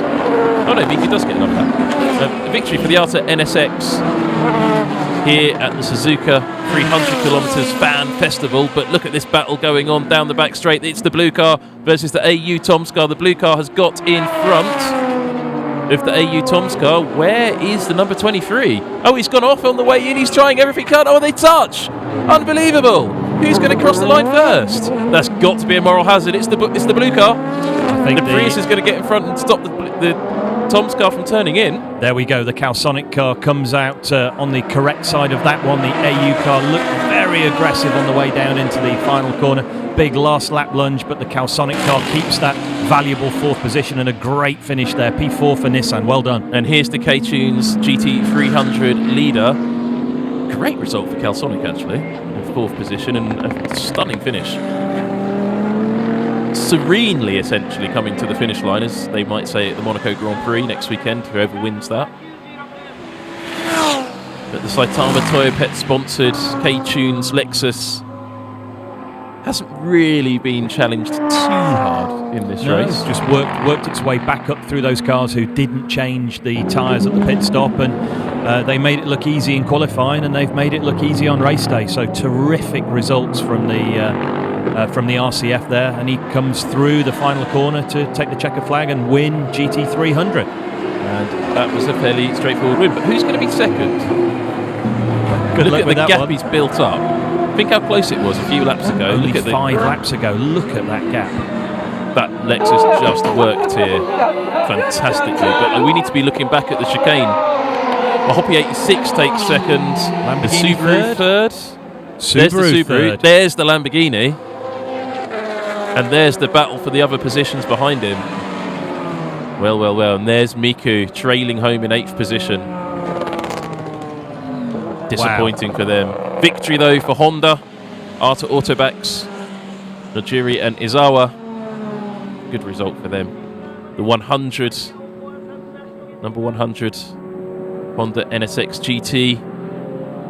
It's the car of Jenson Button coming home in 2nd position. So Jenson Button's 2nd Super GT podium. So, podium ceremony. Yes. Any sports goods? One thing we're No, I think it's going to be a deer. One thing we're guaranteed to see is a deer with a bell round its neck. Indeed. Because Suzuka, I think, means deer with bell round its neck is what the Japanese term is. I think it's literally something as simple as that. Every day's a school day. Yeah. It did get explained to me once, and I'm pretty sure it's something like that. The word Suzuka means deer with bell round its neck. Brilliant. I really love the kind of nod of the podium ceremony to the history of the venue. We see the Arta Autobacks car running through the marbles on the outside of the 130R. He'll be going into post-race scrutineering where the ride height will be checked, so trying to gather as much of that pickup onto the face of the tyre to lift the car off the ground. This car for me, I mean, you know there's the scratch card they give out on the podium at the end of each race. If you've never watched a Super GT podium, stay tuned, it's different. they give out the scratch card for the best performer. It's quite hard to pick out the best performer of this race. I mean, that car has been superb right through it, but so is the Arta NSX. But just for the sheer entertainment of it, the entire GT300 field. Yes. Yeah, unusual to see the result of both classes replicating what we saw in qualifying. The Arta car qualified on pole and won, and the K-Tunes RCF qualified on pole and won, which is really unusual in this series. If you're new to Super GT and you haven't watched this type of racing before, a warm welcome and hope you've enjoyed as much as we have. But yeah, normally we see places coming and going and changing, and it's rare to see a car that qualifies on pole take the win. That AU Tom's last minute lunge for victory. Oh, the Arta Autoback car has gone the wrong way. I think it's Many Mr. Orange overalls. Ran out of steering lock. No, he was heading back to the paddock. He went the wrong way. But good victory. Poor navigation. Yes, he's trying to go where the Raven's going. No, they've they've run out of lock, yeah. It is a steering lock issue. Look at the pit lane filling up with guests flooding through from all the hospitality suites behind the pit garages. He's not going to make... Oh, I see the Lexus can make it on the lock. And obviously the GT3 cars can, because they're very easy. There's Bumblebee, the run-up sports Nissan GT-R, the previous spec, that's the 2017 spec car, but... Saw that car going very slowly with 4 or 5 laps to go, but must have made it successfully completed and, as you say, made it to the end. And look at that, waiting for his teammate to eventually turn up. With the big board, first position. There's the car. Get through the fence. There you go. We're first. Good picture that, isn't it? So there's some very happy drivers, clearly. But yeah, speaking of the best performance, it's hard to pick out. Nick Cassidy. Really, really good drive to third position. Also, we get Nick Cassidy on the podium. Ronnie Quintarelli came from last to 6th before his pit stop. His 100th ever Super GT race. The K-Tunes RCF, as you said, did a sterling job at the head of the GT300 pack. Jan Mardenborough set up that fantastic 4th position for Team Impel in the He did. The blue car. I really wouldn't want to call man of the match on this one. No, it's been really very, very good. Well, somebody has to. It'll be interesting to see who gets the scratch card on the podium. I think the overall strongest car was probably the K-Tunes Lexus. I mean, it really didn't look challenged at any point, whereas the Arta Autobacks car was at least pushed by Cassidy and Button. So, because I really didn't pay that much attention at school, I'm not going to do any mathematical predictions to the championship points table, but this has certainly put the cat amongst the pigeon, and it's going to be ever so tight now as we head into the month mid-season break. There's the winning drivers and their team manager, Aguri Suzuki.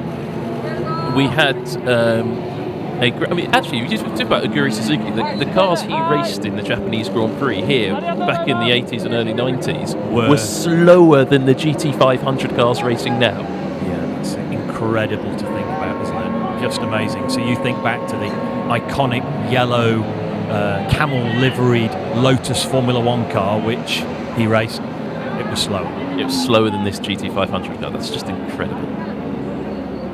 But there they are. They know they finished first.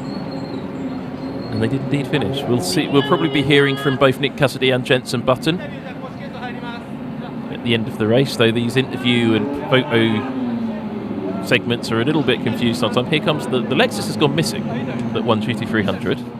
It's meant to be sat with them.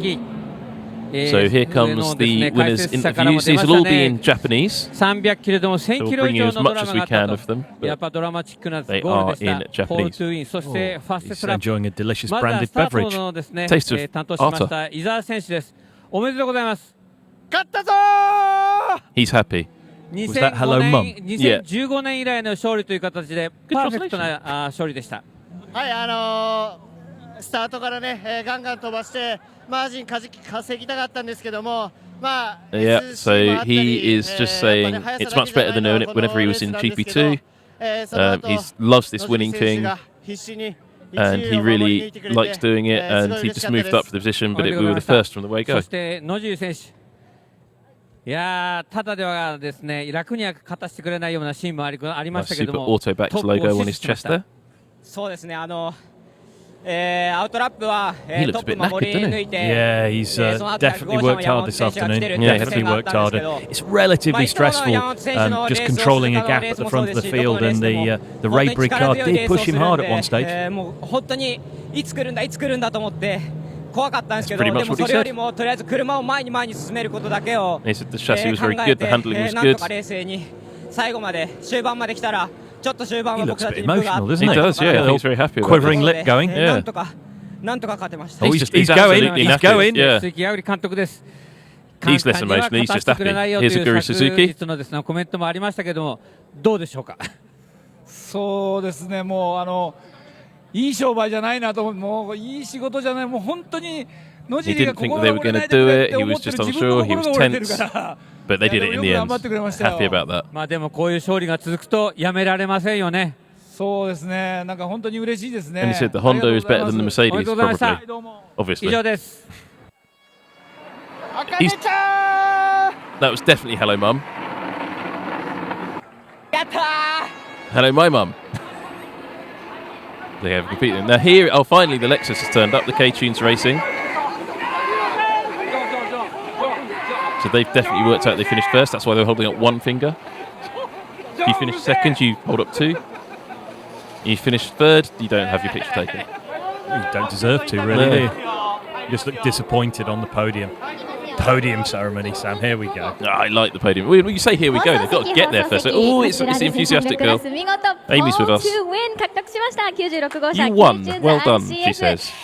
まずは中山選手。 She really was excited by that. The Okayama Toyo Pet sponsors, not the Saitama Toyo Pet. I kept on saying そう Saitama です Toyo ね、 Pet. もう最初 SC 出た時はもう何してくれてんだと思ったんですけどいやもう It パ was フォー very マンスが本当に difficult. 良 The くて battle was intense. 鈴鹿に130あるがなか Suzuka った just ら seems to do that around the racing. 130 I mean, I felt just as I was going around, I even got chilly because I had to do it overalls a little bit more. But it was so much to battle like that. But we were so quick all the way through. 本当に感謝してます。本当に素晴らしいレース、素晴らしい勝利でした。おめでとうございます。そして新田選手、また最多記録並びました。おめでとうございます。 Thank you. まさかここで元に戻せるとはもう思いもしなか Morio った Nita there. すご Had く that 嬉しい massive です accident last year. こう見てて手に汗握る、 Yeah, ね、wasn't it? And then went out, won the race. I think got そうです fastest ね、 lap as 僕の well. スティンドも結構車の調子が良かったんで、まあ、もう U1 にバトンタッチしたら So, 必ずやってくれるっていう really ふう good に result for は him. もう思ってたので、 Sponsored by た K-Tunes. だバ K-Tunes トルの is 中にいたら Korean 何が pop 起きる music, か I わから believe. ないし、もうみんながもう狙いまくってたから Yes, again, every day's a school day. ハラハラして逆にこっちでピットでも興奮してましたもん。はい。 So he's saying 改 hi. めてね、ポル Yes. トゥビンおめで Thank とうご you. ざいました。 Thank そし you, て she 影 says, 山監督、ものすごい And now ド an ラマ interview の of the 主 team 役を boss. 飾りましたね。そうですね、滝山開幕から2戦、 Well-known 全く name. 0点だったんでね、非常に今回、鈴 K-Tunes 鹿来 Racing て、LM 意 Corsa. 気込み Nice hoodies は you すご get くあっ at て LM Corsa. でチ We ームは need to get some Nismo hoodies. 1戦 Nismo 2戦 hoodies. 0点だっ Is たんです Nismo けど、 hoodies a thing? Have we す seen ごく them? 雰囲気がいいチームなので、 Have you seen a Nismo い hoodie? ずれこういう結果が来るのかなとは思ってましたけど、 There's a こんなに studio 早 cam くね over the course of ま this たbroadcast. Kind of just 2位 draws 3位 it で off いきなりまた ever so 優勝 slightly. できて、本当にスタッフに感謝です。はい。改めてね、ポルトゥビンおめ It's で because と we うござい haven't got まし Nismo た。 hoodies. 以上です。 19th career win for Morio Nita, RJ O'Connell points out. This has got to be getting close to record-breaking levels. Lots of records going this year. There we go, a replay of them getting out of the car. I'm happy, they said. Big hug. Hugs all round. Free hugs. Free hugs at Lexus. Yeah. And there is the race results. Alto NSX takes victory for Nojiri and Izawa. 2 seconds ahead of Jensen Button and Naoki Yamamoto in the 100 Ray Brigade NSX. Keeper Tom's LC500, third position. First of the Nissans, brilliant result actually. Fourth position for the Calsonic Import GT-R. The AU Tom's LC500 and fifth. The Motul Ortec GT-R, the red car, sixth position. That's great for championship points. The Craft Sports Motul GT-R, seventh. Eighth position is Zensurumo LC500. Ninth is the Forum Engineering Advan GT-R. The Nissans really came through the field during this race. Yes, really did. I was expecting them to really struggle given their weight penalties and the fuel flow restriction. And there is the GT300 result. The K-Tunes RCF we just saw, Nita and Nakayama taking victory over the Hoppy 86, the Subaru BRZ from R&D Sport, Ikiuchi Yamauchi at that. But the Manipa Lamborghini, Cintium Lexus, Up Garage 86 and Leon and Hatsune Miku Good Smile AMG Mercedes all battled for that victory in the closing laps. Everybody else was a lap down, headed by a Prius. Great result, though, in 14th position for the Saitama Toyota Green Brave Mark X MC. That car has been pretty rubbish throughout since it was introduced, but it's actually a really good result for them. The Cintium Lotus Evora, finishing just at one place ahead of that, started on the back of the grid and didn't really run because it got smashed up. Here are the championship points, though. Jensen Button and Naoki Yamamoto now lead the Super GT Championship, just 1 point ahead of the Motul Ortec GTR driven by Suge Matsuda and Ronnie Quintarelli. Hirakara and Nick Cassidy some way back in third position. This is going to be a tight championship battle now, isn't it? In GT300, Sean Walkinshaw still leads the series with Takagi in the 55, the orange BMW, but Tsuboi and Matsui in the 25 Hoppy 86 have now matched them on championship points. And then 1 point behind them is Nakayama and Tokobayashi, and then Morio Nitta, who's just won today's race, with Nakayama in that Lexus in fourth. It's going to be so tight all year now, isn't it? So tight, and interesting to see that the Walkinshaw M6, the Arta M6, scoring 0 points today, but still managing to keep the lead of the GT300 Championship. There's the key pit stop. There is the 86, doing a few highlights from the race. Not quite sure why we're watching the BRZ. Oh, this is the BRZ versus... No, it's not. It's the 86 versus the Lexus. And then the BRZ But look at the time he lost. Yeah, there's the BRZ. Of our screen there, yep. Crucial moments in the race. And this is where that big GT300 battle really got going in the mid-race pit stops. Lap 27. That was where the last 40 minutes of our time was spent watching these guys scrapping nose to tail. And there's the key moment. Miku didn't change tyre, and that really cost the Good Smile team. Even if they'd gone for a two-tyre stop, they probably would have won the class. Came out with an advantage over the rest of the field, but quickly it lost. There's the 86. Distracted by the Motul Ortec GTR warming its tyres. But yeah, Miku, and quite rightly, and unusual to see the highlights from Super GT in the GT300 coming up before the 500 highlights, but this was such a good battle, wasn't it? Look at this. Miku holding on for dear life to the lead of the class, but we soon had 8 cars battling for the lead. Around the outside, nearly got it done, went off, and the 86 gets around the outside. It just was... I could watch this all day long. So could he. And then, look at this. 86 on BRZ on Lexus, and everybody on top of Miku in the points eventually. But she did fight off for a long, long time before she couldn't withstand the assault any longer. The tyres failed. They didn't fail, they just went off. But into the triangle at the end. The Lexus got past Miku. Didn't really look back at that point.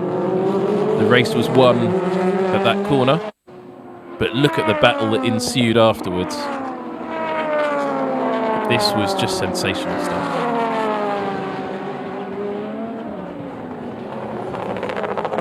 I'm hoping we're going to get a replay of that last lap battle between the AU Toms GT500 car and the Team Impel.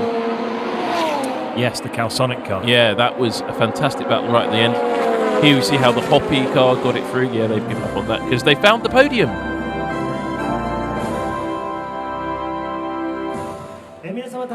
And some hero music going on. So let's see what goes on the podium ceremony. There are the masters of ceremony, and I have no idea. Yeah, he's definitely a hedgehog. I'm going to go hedgehog. Well, deer is the... he might be a deer, but I don't know any deer that look like that, and I live in Hertfordshire. No, he's got some sort of dinosaur-type things on his back. But Jurassic Park is at Fuji Speedway, we all know that. He's a very well-dressed dinosaur, anyway. Oh, it's an important thing. He's up there with Mr. Orange Jacket, so that's quite important. Yeah, he's standing with the sponsors. Well, there's the winners of GT300. K-Tunes Lexus team. Someone scribbled in the back of their overalls there. That's what happens when you hang around in certain, Cameraman got excited. Oh, yeah, didn't he? exactly. 30th anniversary of Suzuka circuit. I don't think that's quite right. I think it's actually been going on with that. But there you go. The Hoppy 86 team. 25 years for them. Not in the Hoppy 86, of course. And here come the R&D Sports team. Subaru Works team. They're a little bit less enthusiastic than they were earlier, but I think they now realise that played it slightly differently, they could have won this race. So if you're tuned in on Nismo TV, we've got some great racing coming up for you. Coverage from Silverstone for the Blancpain GT series starts at 14:30, 2:30 this afternoon UK time. That's the local time, so 15:30 Japanese time. No, not Japanese time, Central European time. Japanese time, it's the middle of the night. And the race is half an hour after that. Here come the trophies though. It's a deer with a bell. There you go. Being presented to the winners. Don't forget though, Micro Cup coming up at 8 PM UK time, 9 PM Central European time, and some other times in America. Shouty Man is here. The Shouty Man is a man called John. Is he? Who has learning difficulties apparently, but it's considered lucky if he shouts your name when you're on the podium. Awesome. The drivers consider him a good luck charm. And he really does shout some. So gold, silver and bronze deers with the bell round the neck, the traditional Suzuka trophy. And shouting away. Different coloured deer for different colour positions. Mid-run deer, that is. I don't know if there are deer around Suzuka. I've not really seen any. It's more sort of, Suzuka's, as I say, quite an industrial area, quite urban. Not really deer country. Silverstone deer, definitely. Oh yeah, plenty round there. Here's Mr. Orange Jacket to present the Arta Autobacks Super Autobacks Award. There you go, showing everybody it's Autobacks. It's an official product. Little map of Suzuka on it. Double flagging there for Lexus. The Lexus drivers say they're struggling a bit. Oh, he nearly dropped it. He'd have to say, oh dear, at that point. It would have made a little tinkle as it hit the deck as well. Shouty Man really is going for it today. The small prehistoric hedgehog is looking very happy. So they should introduce random stuff like this into other racing series. Is it a hedgehog? Is it a Stegosaurus? Who knows? Yeah, it's definitely not a deer, is it? Stegosaurus. There was a word. There was a word I was pretty sure I wouldn't get into the commentary this morning. I think it's more of a triceratops. So, here's the scratch card. The scratch card is going to be awarded 500,000 yen. Rapid conversions going on, I can hear already. 500,000 yen for the best performer goes to the Hoppy 86. No. That's man of the match for P2. Well, that's, well, they dropped back at the start and had a really good recovery drive, but that's controversial, Sam. That is controversial. Hoppy 86, £3,351, which will buy most of the mechanics a beer on the way home from Suzuka. The Shinkansen from Nagoya, they'll have to rush actually to get the last one because it leaves quite early back to Tokyo. But there is a bar on the platform, and there's weirdness going on now. What? Oh my word! And they win the cuddly toy, or. What on earth is going on? I feel like I've taken some sort of strange substance and I'm watching something that's not actually happening. Well, they're not going to fit that on the bullet train. There's not enough luggage space. You need to buy a third ticket. I know. Wow. Well, there you go. Wow. I know it's dancing away the Triceratops Stegosaurus deer thingy. Hedgehog. Wow. Well, Golf there you clubs, go. Cuddly toys. Blankety-blank checkbook and pen. How'd you put that in the trophy cabinet? Wow, this is just so eclectic. I mean, it's not anatomically correct because, I mean, the head clearly isn't in proportion with the rest of the body either. I can't believe Surely they're just going to let workmanship. it sit there. You've got to pick it up. Well, yeah. Flags and You've got your flags, your deer. trophies, your autobacks. The drivers genuinely look scared and confused. Well, they are, because if they take it away, you taking away the young of whatever creature that is. I don't know. Oh, this is really Is harrowing. it going to start attacking? we need to cut the GT500 podium before this becomes any more surreal. Sparkling sake next. Oh yes. Don't get the whatever it is wet. The creature. Oh, you'd need to send it to be dry cleaned. It'd be all sticky and smelly. Well, I don't know how much sparkling sake smells. I mean, you didn't get on the podium, and I don't know. I've never tried it. Yeah, I did get on the podium here, but I didn't. Did you really? Yeah, I don't remember having sparkling sake. Well, maybe that's why you don't remember it. I'll bring you my trophy. Did it look like that?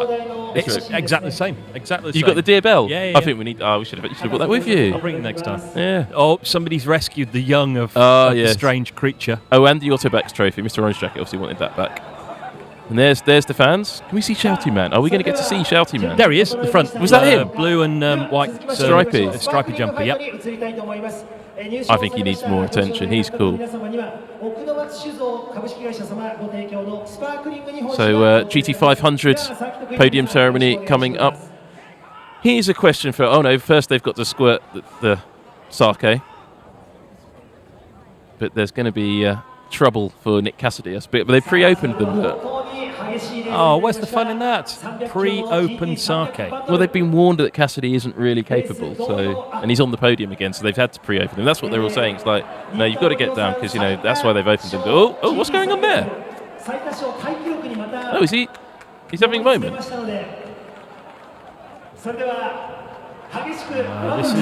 Mario Nitta was... Ever since the young of the creature came on, it's lost me.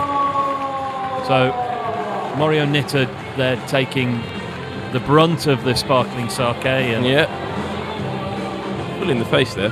He's going to stink on the train home.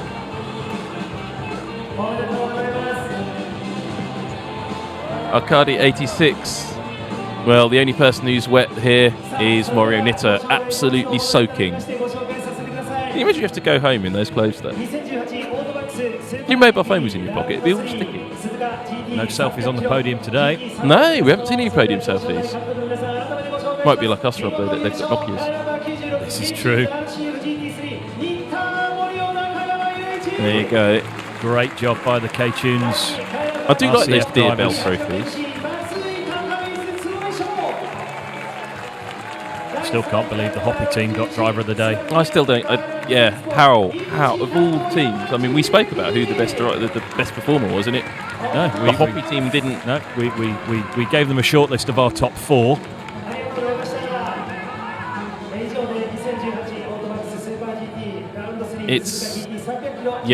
Hoppy was not on that short list.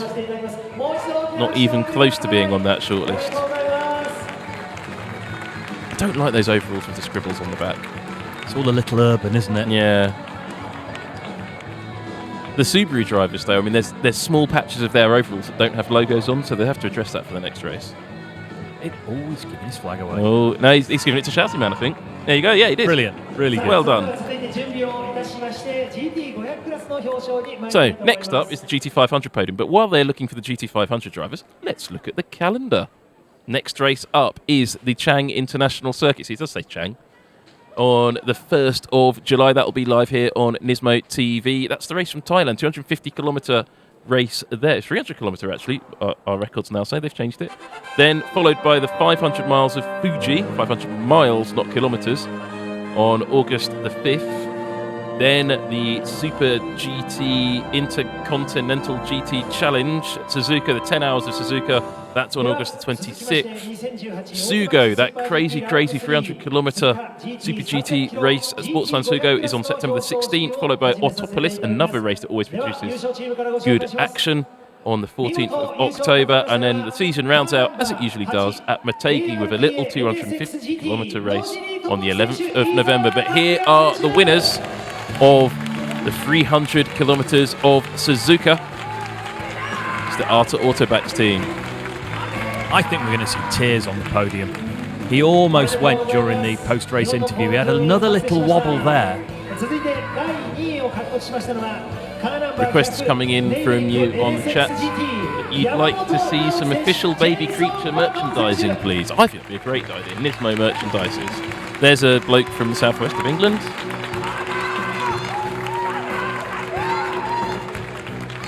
RJ O'Connell says, even after a 40-minute delay and a safety car, we got this whole thing in on time and before the end of the broadcast window. Our broadcast window ends at 2:30 when it goes over to Silverstone for more live broadcasting. And then they have to get that done before the Micro Cup. There is Nick Cassidy. We laugh in the face of broadcast windows. We're at Nismo TV, we're on it from dusk till dawn. Team No Sleep. There we go. Well, Nick Cassidy there. Some weird. There is something a little creepy about the bizarre animal in the dinner jacket. Yeah, he looks very happy about it as well. Cassidy, on the other hand, is now worrying about his champagne technique. He probably doesn't realise the bottles have been pre-opened for him. Though if I was anything to do with the SuperGT organisation, I'd suggest that they leave the champagne bottle for Cassidy closed, just so we can watch him trying to open it. No, Izawa still fending off the tears. He looks very happy. I mean, it's his first race win for quite a long time, isn't it? Yeah. Jenson Button looking suitably. Benson Jutton going, I'm on a podium again, I don't know how this works. Yeah, taking the championship lead. It's the first Beldier that he's got, because in Formula 1 you don't get a Beldier. I wonder if you're given a Beldier kind of in the back room after you... Because he has won the... He won the Japanese Grand Prix in 2011? Something like that. Yeah, when McLaren were competitive. Yeah. I remember that. Right, there's the podium, there's the strange thing. Lovely big Nissan logo behind the podium. Mr. Orange Jacket presenting his own award. There it goes, Autobacks, to his own team. For the second event on the run. Last time his team won the GT300 category, this time taking the Blue Ribbon GT500 category. So a trophy to myself. He must be very pleased. Well, they're very pleased as well. They get to eat tonight. So Super Autobacks proving to be very super here at Suzuka. Honda 1-2 on their home track. And for a race that finished with the same top three as it started with, in the same order.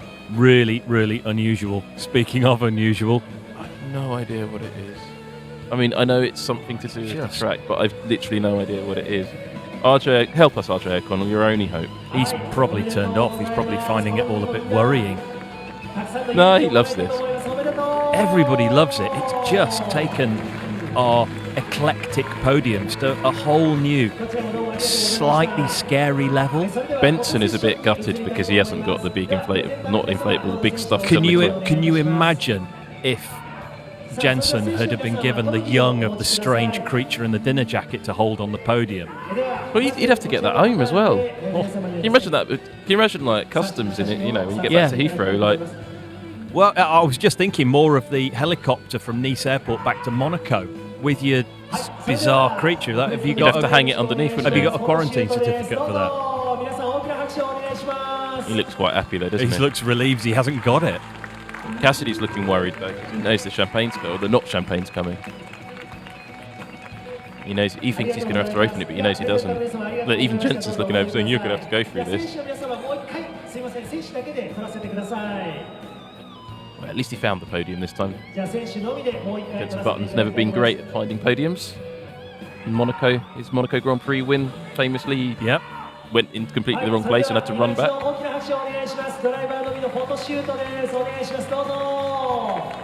More racing action coming up though. Don't forget to hit like and subscribe, because if you do subscribe, we throw even more racing at you, because so many people subscribed in the last couple of races. That's why you've got Micro Cup. Loads more if you subscribe and hit like. We'll bring you some other racing action, like the Asian Blancpain series. We've done that already. Okay, we're going to bring you some more action. What else can we put on? We're just looking around. We'll do some videos about the history of Nissan's electric cars. There you go. Which is actually far more interesting than you think it was, because there's some brilliant technology to talk about, and I like talking about technology. Supercars. There is Supercars at Winton Motor Raceway. That's this weekend as well. That's probably happened already, hasn't it? Nick Cassidy's going to look relieved. We need to cut into the podium. We need to see the look of relief on his face that he doesn't have. Oh, he's just gone straight. He's just he's necking it. Oh no, it's not. They actually did genuinely. The Keeper Tom's drivers, Cassidy, did practice champagne spraying. Oh, Cassidy, he's going for a shoey. Oh, he's going for a shoey. No, that's just disgusting. Oh, can't believe Jan Mardenborough has to share a house with him. Oh, he's having he's refilling it. He's going for another one. He's going to make other people drink it, is he? Oh, he's pouring it over his teammate's head from the shoe. Can you imagine the bacteria? Oh, he's going to put it back on. He's putting the shoe back on, which is the bacteria in his teammate's eyes. Now he's going to get a horrible fungal infection. I know. It's lucky the next race isn't till July. Oh, he's straight round for the eye drops after that. That's awful. Cassidy just really isn't a safe person to have on the podium. Look, now he's going to get wet all down the back. He hasn't got his shoe on properly. This is terrible. I mean, I was just saying that they'd practiced their podium techniques. They sprayed it, and he just goes and drinks from his shoe. It's Daniel Ricciardo's got an awful lot to answer for. Cassidy's not even Australian. It's fine when you're in a single driver series, but not with teammates. Do you think he's got to go back in a car with Jan? Oh, we're getting the hero music already. They're saying the podium ceremony's gone on too long. We'll have some highlights for you of the race. There you go. There's the big wheel at Suzuka. The sun is setting, and there was some racing. It was good racing. There were some GT500 cars. So the cameraman missed them in most of these shots and couldn't get them in focus. Here we go. There were some girls dancing. There were some more out of focus racing cars. He was a bit fed up. So was he. Then the focus came in. A bird flew by. And the action hotted up at Suzuka. The first ever running of the Suzuka 300 kilometres. Since 2010. Since 2010. Not the first ever running. The first ever running for a while at the Suzuka 300 kilometres. A tyre blew up. Heikki Kovalainen spun off and crashed into something without us seeing it. The safety car came out. The NSX tried to copy Kovalainen and then succeeded. A tyre failed. A driver shook his head. GT300 got more lively than a badger in a sack. A driver fell asleep. Impossible in this race. Jenson Button looked worried. His car was second. The GT300 cars just kept scrapping. The Toyopet sponsored Lexus was strong. The Hoppy 86 was equally strong. So was the Subaru, but nobody could match the Saitama Toyopet, Okayama Toyopet, Lexus in GT300. Fantastic race result for them and for the Arta Autobacks NSX GT3. And they put their fingers in the air. We have been Sam Collins. And Rob Bath. Thank you, team. And this has been Nismo TV. Don't forget to join us on July the 1st for more Super GT action. Hit like and subscribe and come back and join us for live Blancpain Endurance Series from Silverstone at 2:30 p.m. local time and at 8:30 p.m. 8:10 p.m. UK time live Micro Cup.